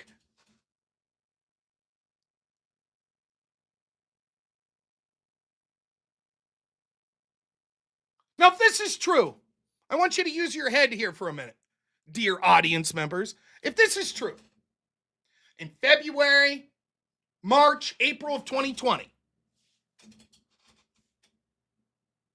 I'm sorry, 2021,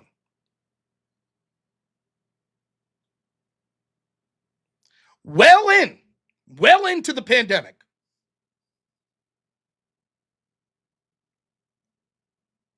this is when Fauci is breaking law. This is when he's testifying in front of Congress. This is when his team members being arrested for subverting Freedom of Information Act and burying records.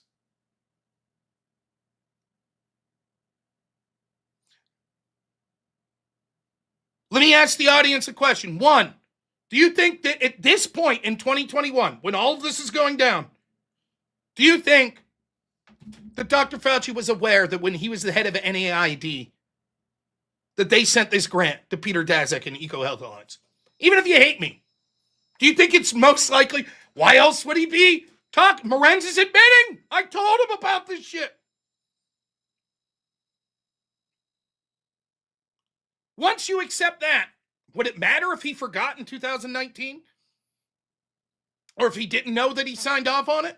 The whole allegation is, once the fucking house of cards started to fall, Fauci was aware and was like, oh, fuck. He signed off, in his own words, on this grant.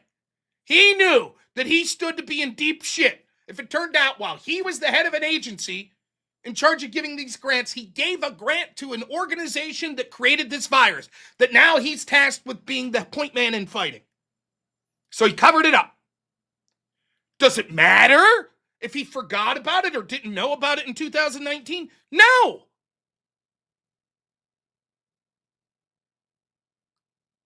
He's clearly aware of the grant when Rand Paul's asking him over and over about it in testimony, and he's saying it wasn't gain of function. It wasn't gain of function. He's aware of it. So for some asshole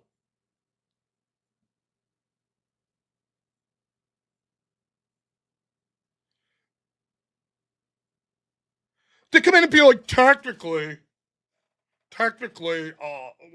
it didn't have Fauci's signature. He didn't even sign off. Well, he signed off, but he signed off on a block of grants, and he may not have known about that specific one. So, he knew about it when the cover-up started.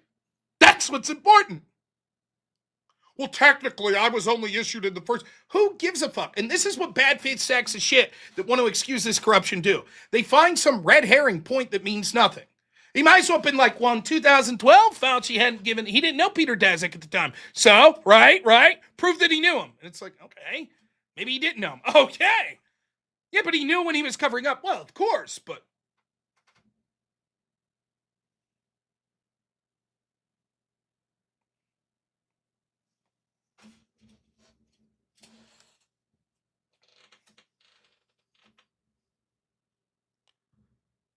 Now, the same people that'll jump through these hoops, to defend Dr. Fauci, absolutely will say Trump's guilty of everything. So, now I owe one more stupid ass whip song since we've been sitting here. It'd be nice to get to my goal, but if we don't, that's fine too.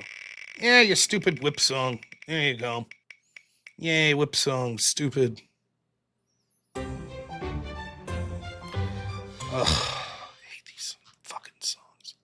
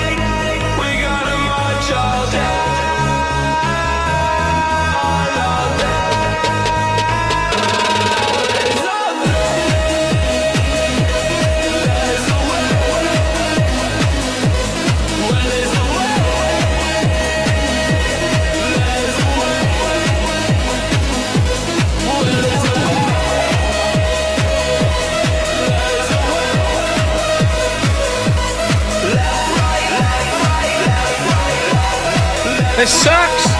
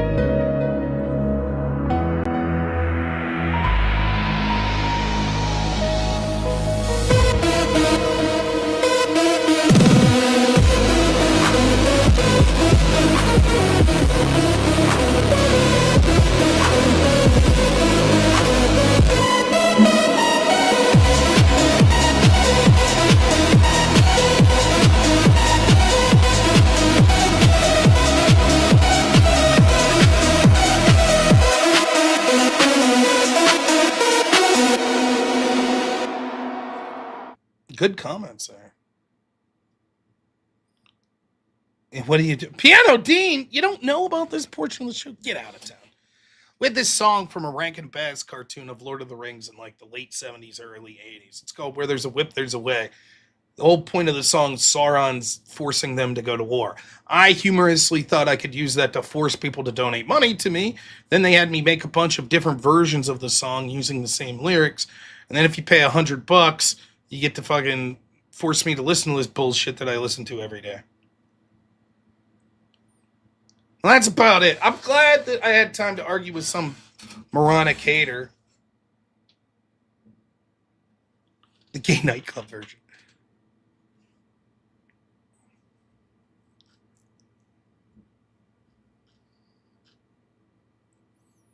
All right.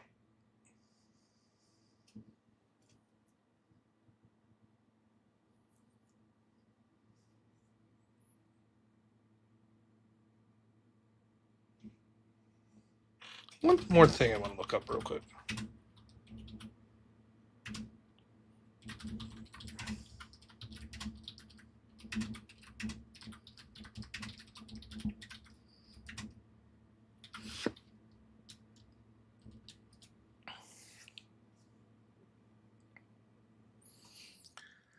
Yeah.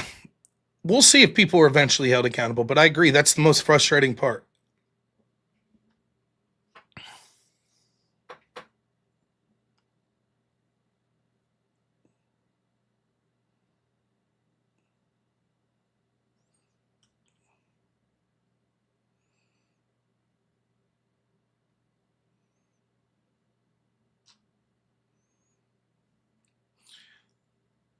All right. User has left us.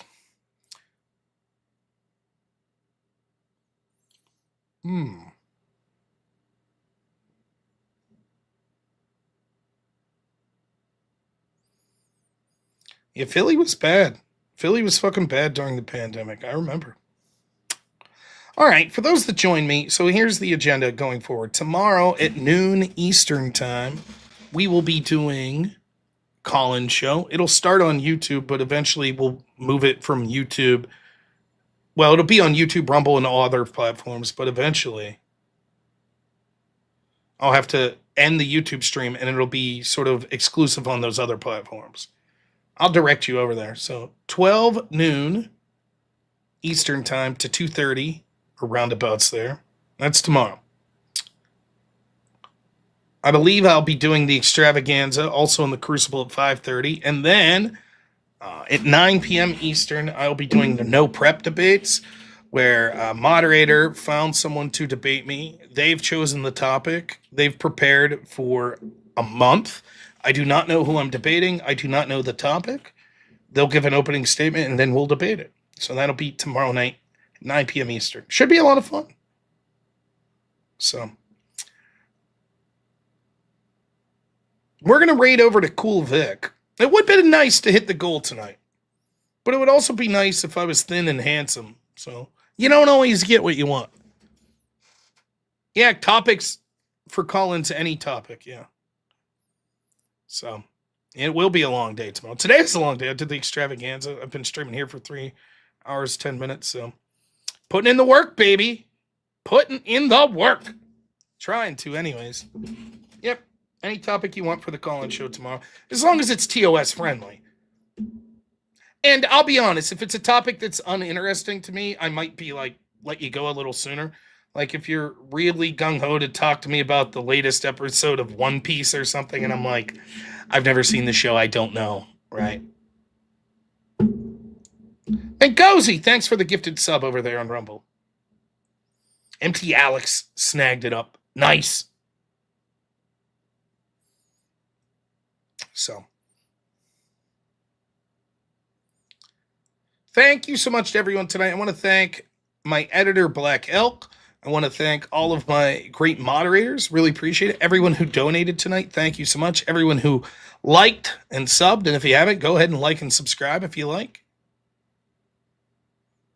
And everyone who just watched in general. Even the shitbirds who keep making accounts coming in and getting wrecked in the conversation.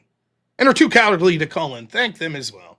Content is king, I guess. So always hopes to make fun of some meathead.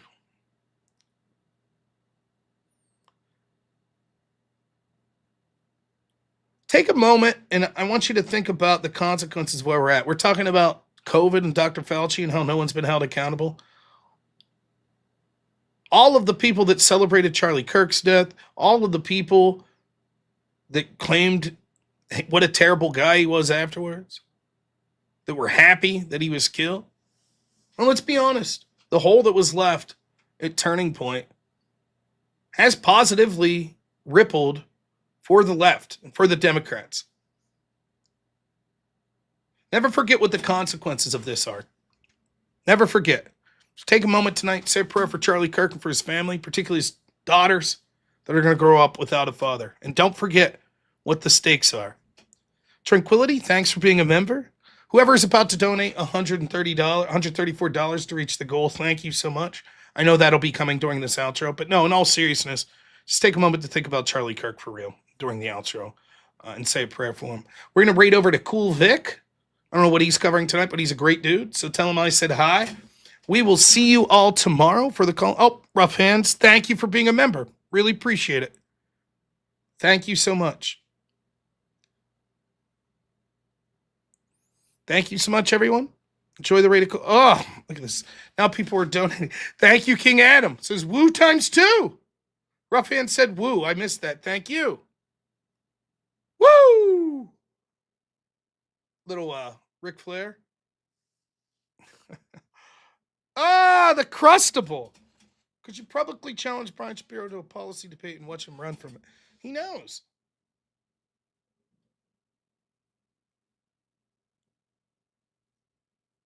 Open invitation. He knows I'm going to be at DebateCon. He was pissed off because Jake Rattlesnake wanted to debate feminism. I was like, I'll debate fucking... I'm a nobody, he says. I was like, I'll debate policy. Let's do it. King Adam, thanks so much for the $10. I'll stick around a couple minutes if people are still donating, but...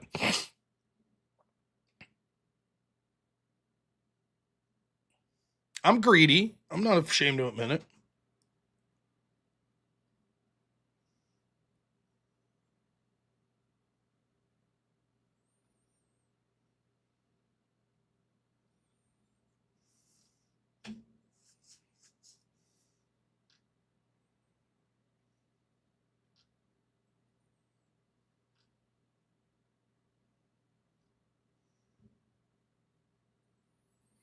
Mm-hmm.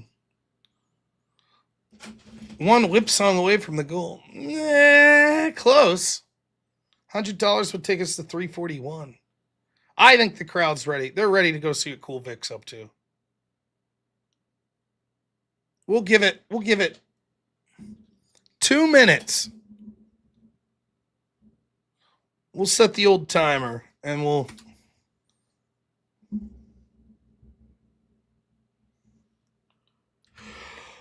Oh, baby. What a day. It's weird. I have a job where I basically do nothing. Streaming. But I do nothing a lot. If that makes sense. There you go. It's your timer. When it gets to 2.5 minutes, we'll end the show. Time to be Chad. I don't know if I could be a Chad. What's the word for someone who's like not a shithead but not a Chad? That's me. Like a Barry? Can we make it a Rob? I don't know. A Chad. I remember when... What came first, Karen or Chad? I don't know my internet lore well enough.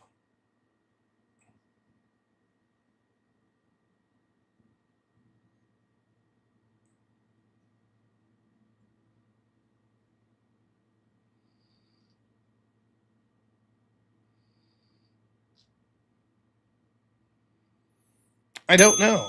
Hey, what's up, our man AB? Says Rob. Can you do the Brian Shapiro? Rob.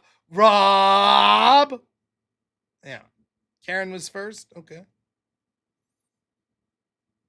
Yeah, I thought that was the case. And then they were like, let's come up with a word for like a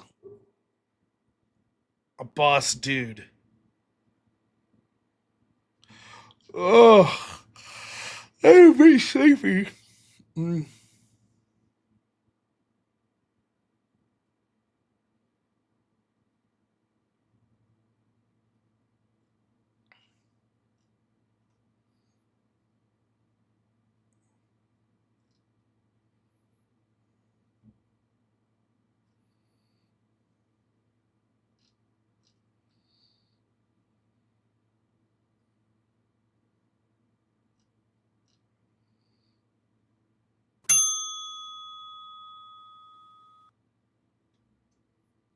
What the hell's going on there? Oh, the Crustable says, clip it, ship it, boys. Thanks for the $10.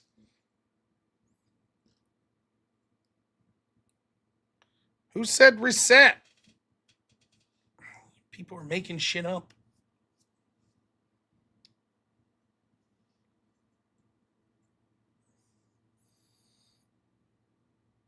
Who said this?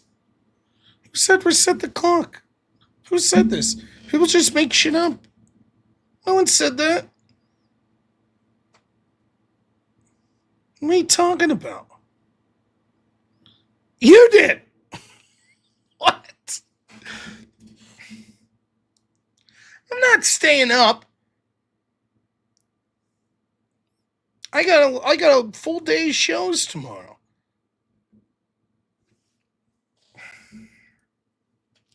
Fucking hell. I'll reset it. Fucking hell.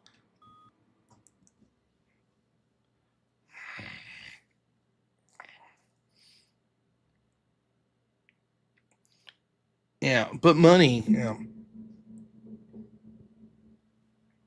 I should get some sleep. Sometimes sleep better than money. Uh,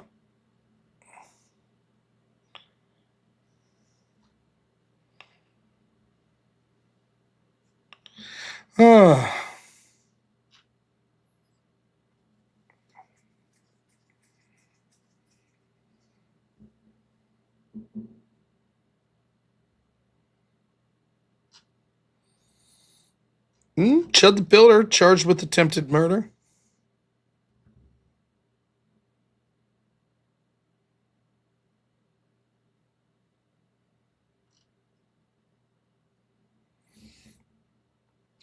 I don't understand these fucking people.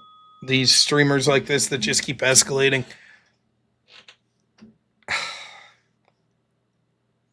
Naughty Charm says, we were promised a reset 3,000 years ago. Bullshit. Bullshit. Jews. Jews. Jews.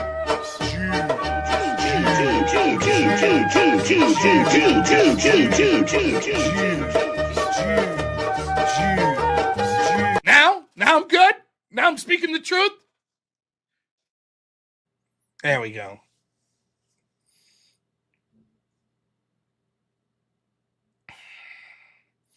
We're doing nothing. People are annoying me, keeping me up, donating money to reset this clock. I think we'll end her here. See, the audience knows.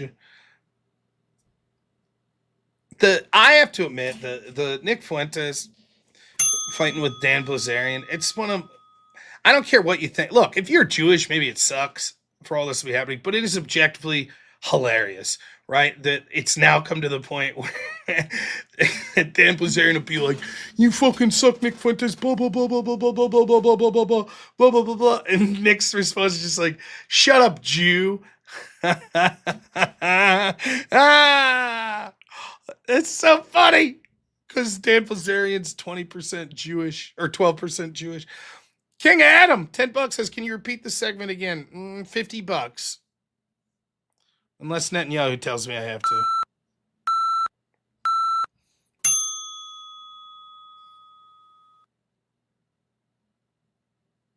Listen, this $10 shit's only gonna fly for another 10 minutes. Then I'm going to bed. But yeah, if you want to keep me up for another 10 minutes, that's fine.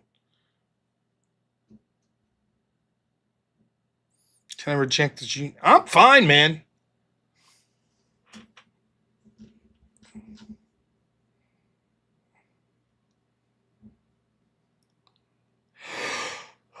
Oh, look at this. Cameron Michael, I missed this. Says, love your golf poster. Hogan is my hero. Off the top, but lack of response is telling. Off the top.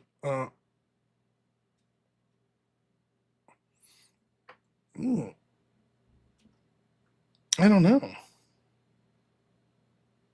I'm not sure what you're getting at there, man. Sorry. Maybe. I don't really care about the truth of it. It's just funny. It's funny to watch some guy be like, and then the guy respond, yeah, but you're Jewish. Like it's the ultimate insult in that crew. No, you're Jewish. No, it's you. You're Jewish. Look, Zach Gelpy, $10. Jack is Jewish. He says it's pretty funny. Like, I get great amusement that that's what it's come to. We're just going to settle debates with DNA tests now. Who is less Jewish? You win the argument. You're now the leader of the American First Movement and the Groypers. Whoever is 0.000% Jewish, you're the default leader. That's it. Oh, my goodness. It's an amusement to me. It's amusing. Just like, what are we doing here? I don't know.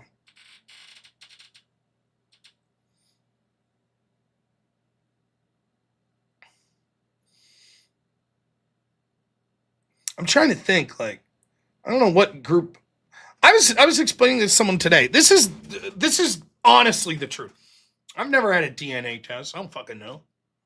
Like, I mentioned this the other day. I think I'm mostly Italian. Someone made fun of me because I speak with my hands. Whoa! I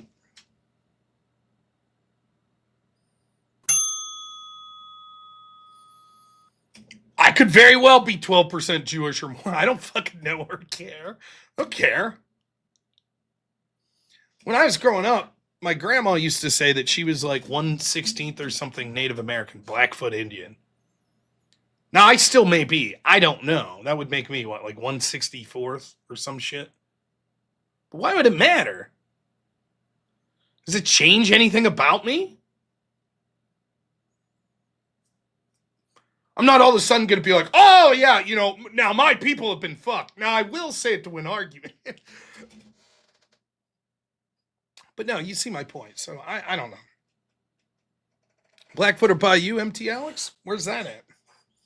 She was insistent. My grandma was insistent. But I don't fucking know. I never cared.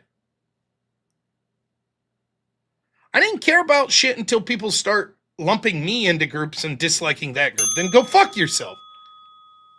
So I'm white. Okay? I know this. I'm proud of the family I know, and I'm proud of my forefathers, and I'm proud of my ancestors, even if I don't know what their fucking ethnicity was. And I'm tired of fucking pretending I have to be ashamed because of the shade of my skin. Go fuck yourself. But if I find out that I'm fucking part Jewish or part fucking Indian or part African, I don't give a fuck. Feel the same way. There we go. Now we've reached the clock. Finally.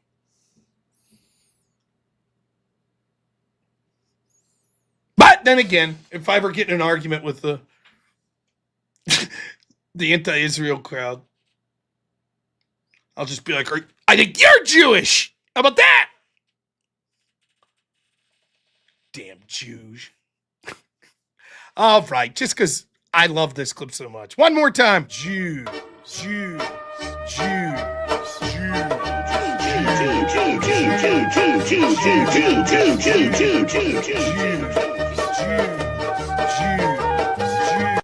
Now I'm good. Now I'm speaking the truth. Based. Did I miss any? No. Mangozy, I think I missed on Rumble from a long time ago. Says Fauci and apologetics is just weird to me. Yeah, I don't get it. Right against Glacier National Park. Oh, they're mean as fuck.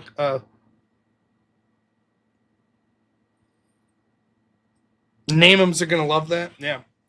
You don't think they'll get that I'm ironically mocking them? You don't think they'll just be like, this guy's based. He's just yelling about Jews.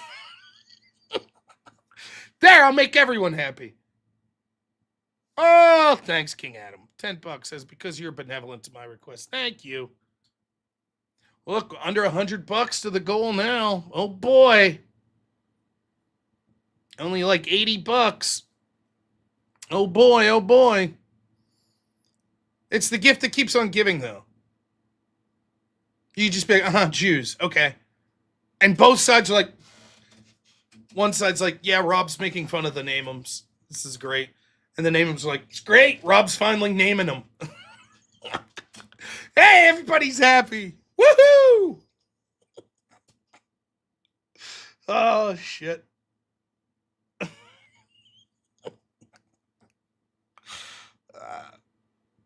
Look, man, I just want to fucking end all the corruption I see. You want me to talk about Chud? I already talked about Chud on the extravaganza. What more is there to say? On one hand, I see the point, right? The idea that there's this magic word that if you call black people, that in their mind and in our culture, that legitimizes them retaliating with violence is fucking ridiculous. It's absurd. On the other hand, look, man, you know what you're doing. It'd be the equivalent of being like, imagine that you're a woman and you're like, I find that, folks in the inner city black community are too aggressive to women and they try to sexually assault women. So I'm gonna wear a short skirt and walk down the inner city streets in the middle of the night by myself. And then you'll see I'll be assaulted. And you're like, yeah, probably. I don't think it's a good idea though. I get the point. It's fucked up, but so much of this shit is just people intentionally for content. It's maybe they could justify there's some purpose behind it, but it's content. It's fucking content. And now Chud's facing fucking attempted murder charges. There you go. There's your content. I don't know what to say. In general, if someone comes up and starts beating the piss out of you, should you be allowed to defend yourself with a weapon? Sure. But there's also nuance to it. So, I mean, I don't know.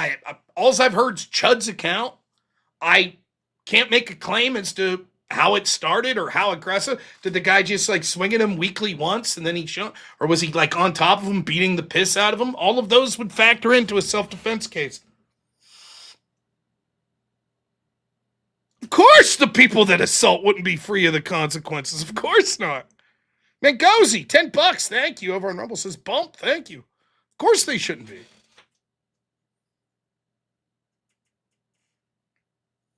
If you're missing it, this guy, Chud the Builder, the gist of it is this. He's allegedly, and let's give him the benefit of the doubt, is making a point about free speech. So he goes around and he finds black people while he's filming, just walking down the street, and he basically says the N-word sometimes or other things that would be racially insensitive, we'll say. And his point is, you're going to react with violence because you're fucking violent people and you're looking for an excuse. Right? Now, there have been some close calls recently where people are now, his name's getting out there, people are trying to whoop his ass, and it keeps escalating, and that sort of proves his point. But you know that eventually it's going to escalate. And here's the thing. I think the right to self-defense is crucial. I really do. But understand, any time that you're utilizing a weapon like that, all sorts of things could go wrong. Chud accidentally shot his own arm, it sounds like. You could have that gun wrested away from you and be taken out. You could be arrested because the police, etc., found that it was excessive. Anything could happen. So you're always behooved to try to de-escalate the situation if possible.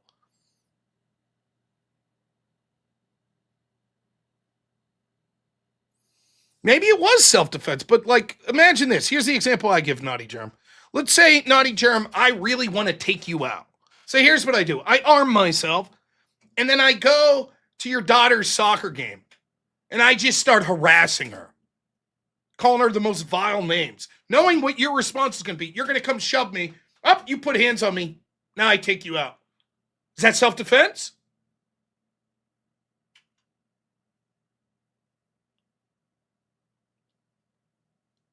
I don't know. Each state has different nuanced laws. Some states have stand your ground. Other states don't. And the question will become like, if I antagonize someone, go ahead, hit me, motherfucker. Hit me, hit me, hit me. Come on, do it. You won't do it, you're a pussy. And then they slap me. Do I get to shoot them? I don't know.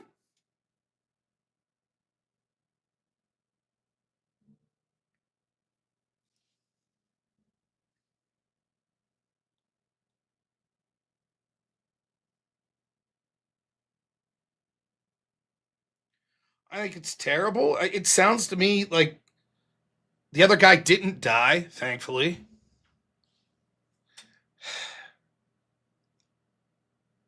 It's tough because I agree. That magic word is one of the most fucking annoying things.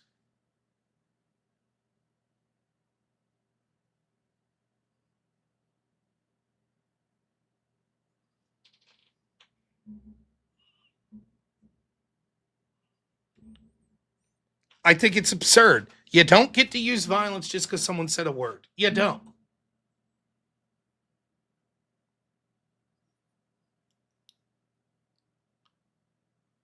But I don't think that it. Well, he's being arrested for attempted murder. That would lead me to believe the guy didn't die, or else it'd probably be murder.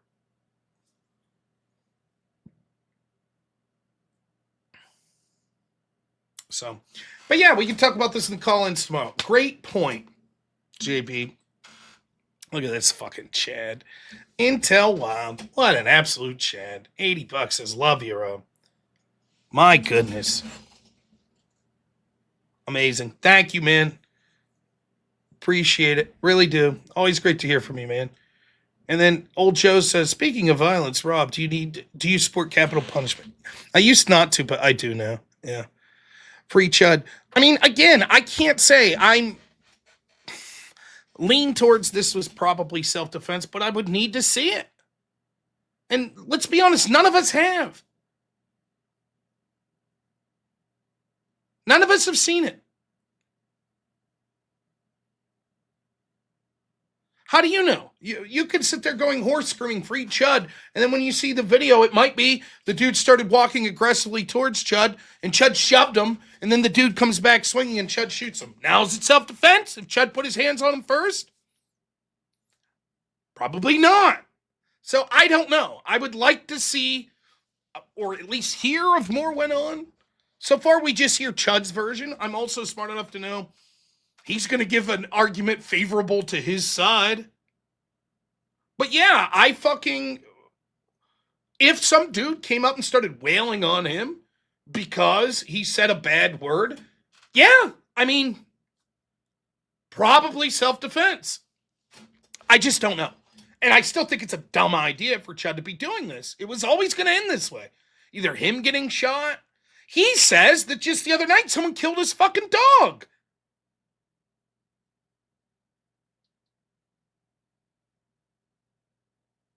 Right, the reaction of the Carmelo acted in self-defense crowd. It'll be fun to see.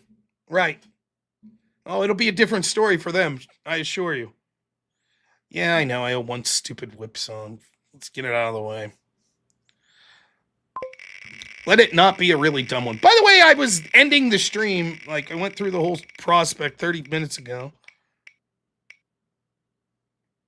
Well, this version sucks.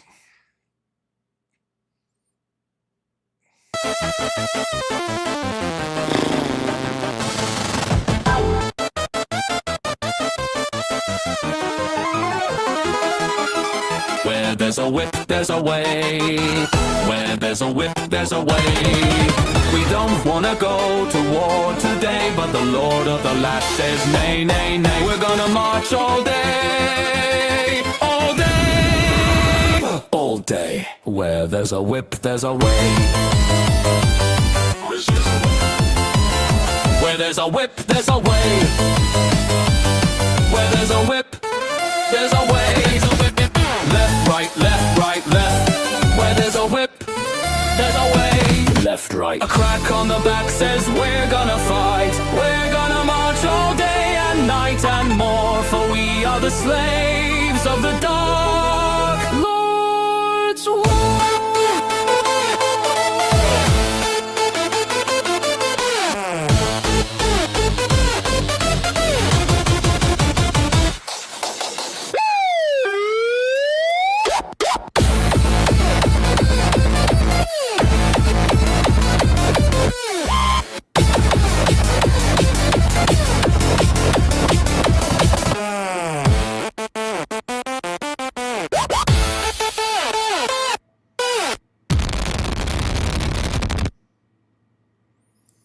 Oh, Intel Wild.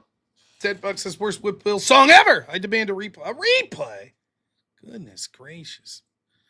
People are greedy tonight. Greedy.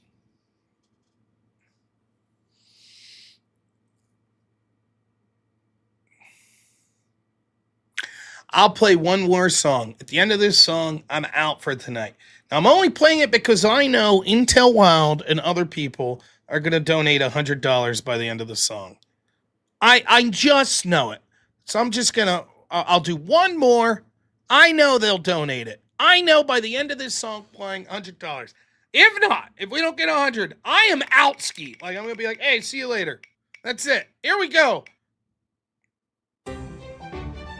Holy shit, it almost landed on the Disney one. That would have been a disaster. All right, here we go.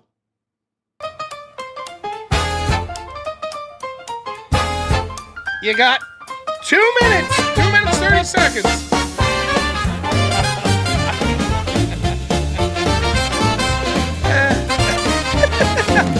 That was faster. Well, there's a whip, there's a way. Well, there's a whip, there's a way. We don't want to go to war today, but the Lord of the Land says, no, no, no. We're gonna march all day, all day, all day. Where's the whip? There's a way. Where there's a whip, there's a way. Where there's a whip, there's a way. Where there's a whip, there's a way. Where there's a whip, there's a way. Left, right, left, left, right. Left, right, there's a way. Left, right, left, right, left. Where's the whip? There's a whip, there's a way. A crack on the back, still gonna fight. We're gonna march all day and night and more. But we are the slaves of the Lord's war.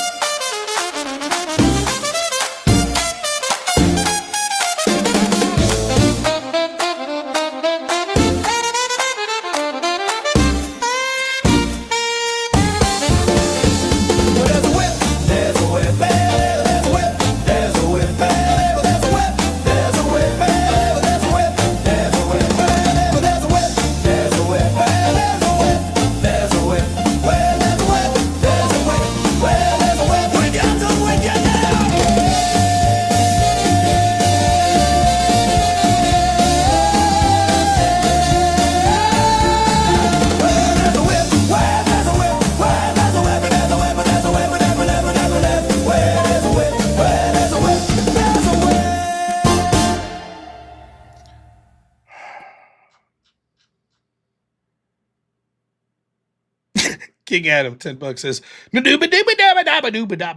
I assume that's what he was going with there. I tried my best. All right. I owe another one. Thank you. Intel. Oh, wrong. That's my Rumble feed. For the Intel Wild. He's a G. He's donating. He's awesome. Don't be a dumb one. Oh, okay. One of the least offensive ones in my opinion, but fuck, it's long though.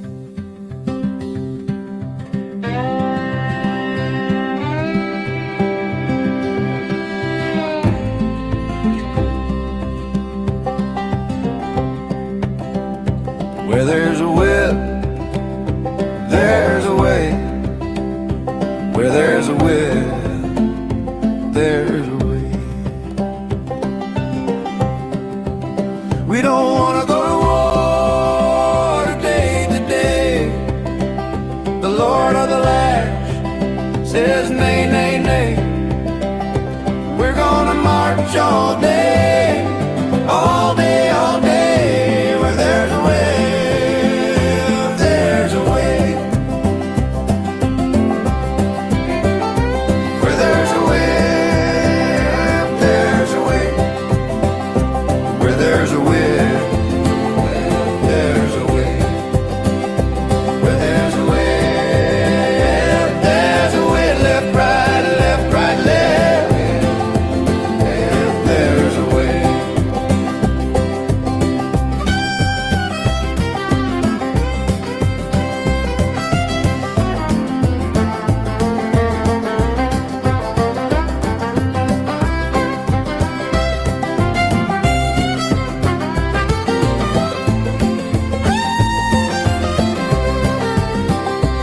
crack on the back says we're gonna fight.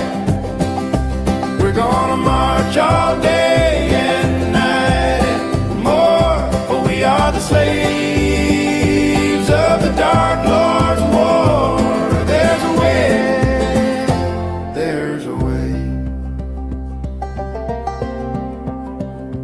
Where there's a will, there's a way. Where there's a will, there's a way. Where there's a will, there's a way. Left, right, left, right, left.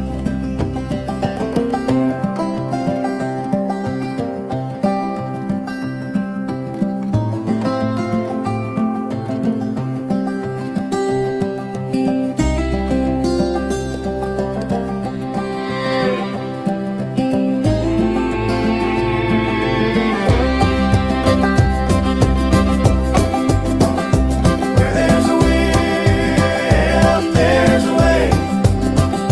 Where there's a will, there's a will. Where there's a will, there's a way. Left, right, left, right, left. There's a will, left, right, left.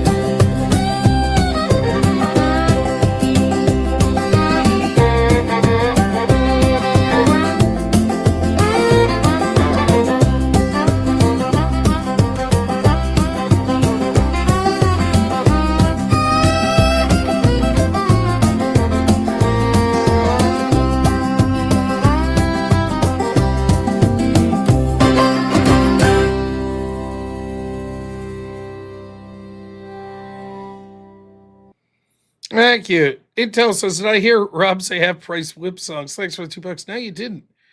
I will address this. Two All the Way says he was at court where he was forced to be when he was attacked by a black guy. He wasn't starting anything, they were just fishing.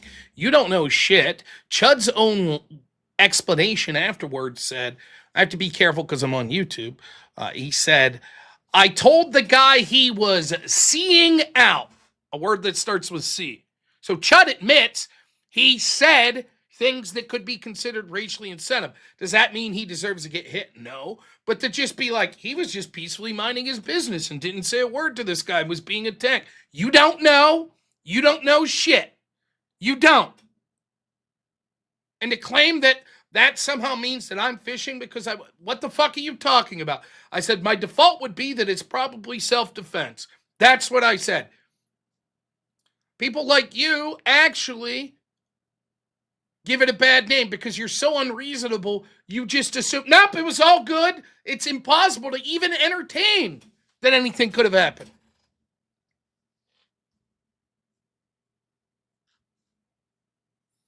All right. Anyways, I think it's going to be, we're $17 away from another whip song. I'm fine to not get it. I'm fine to go about my business. That's okay with me. But we'll give you a couple minutes to see if you want to get there.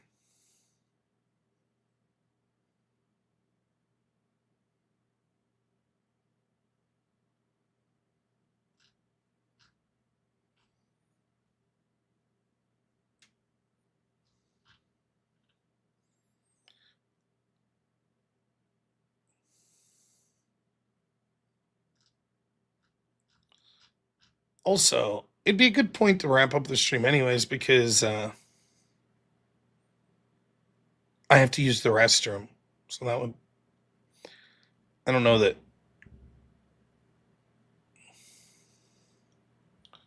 it would benefit me to have an accident here at this point in the night. Also, oh, look at this. Our good friend Intel Wild. Thank you so much, man. Incredibly generous. All right. Piss.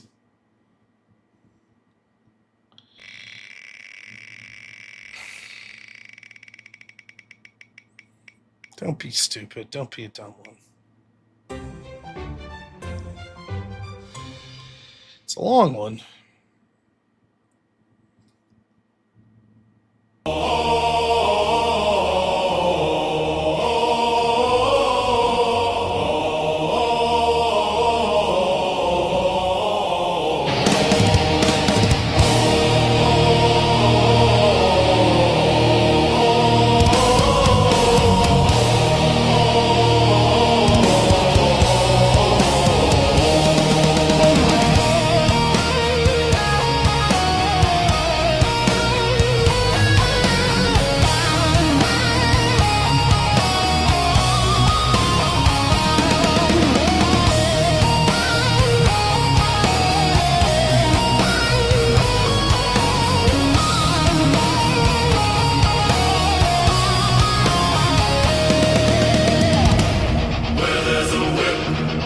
there's a way.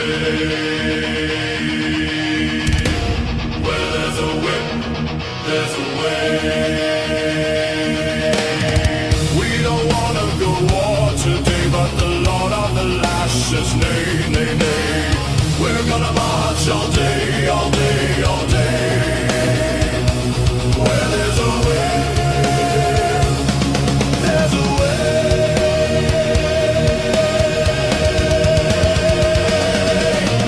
Where there's a will, there's a way. Where there's a will, there's a way.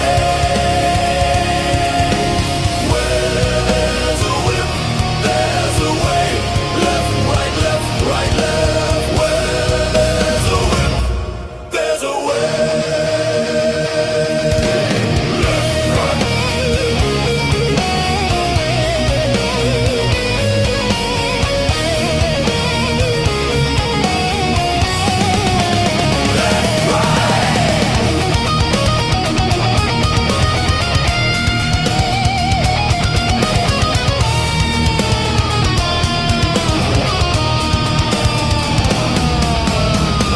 A crack on the back says we're gonna fight.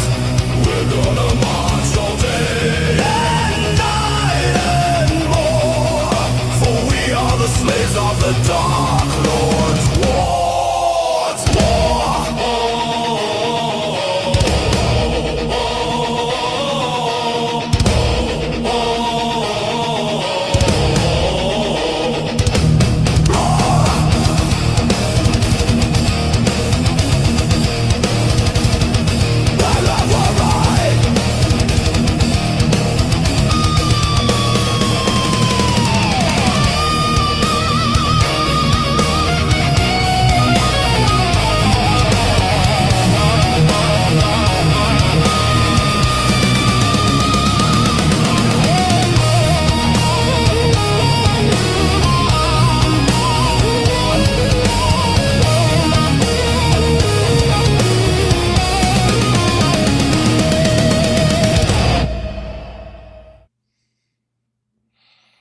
All right.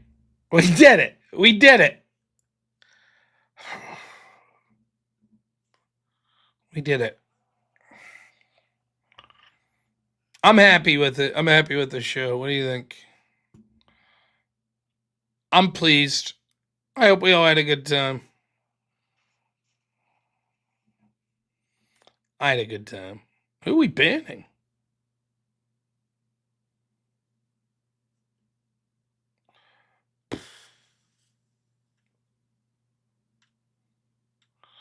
You wanted a rap one. Oh, you have to donate $100.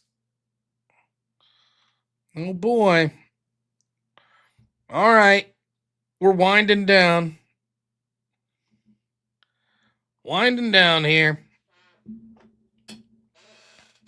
Thank you again to everyone. I really appreciate it. Special thanks to Intel Wild. Always generous. Coming in at the end. Great man. I'll hear no slander of the great Intel Wild. So thank you so much for that. Tomorrow, noon, all these channels, Eastern time, call-in show, any topic that you want. It'll start on YouTube, but then eventually it'll end on YouTube and transition to the other platforms I'm streaming on because people are trying to get my channel banned. Alrighty. Good night to all of you. Take a moment, say a prayer for Charlie Kirk. We'll see y'all tomorrow. Enjoy the Rate of Cool Vic. As always, have a good one. Only in America is it possible to say, you know what, I don't like the way the country is going, and to do something about it. Take that risk. Take that leap of faith. Stay involved. Trust God and act obediently. Romans 12:2 verse. That God will use all things for good for those who love him. It's bigger than you. I want you to remember that. It is bigger than you. It's bigger than me. You are here to make somebody else's life better, the pursuit of liberty and freedom. You know what gives me strength? The hundreds of thousands of you that say, Charlie, keep going. 1 Corinthians 5 and 15. So that's all pretty amazing evidence, not just intra-biblical evidence, but extra-biblical evidence that Jesus Christ was a real person. He lived a perfect life. He was crucified, died, and rose on the third day, and he is Lord and God of all.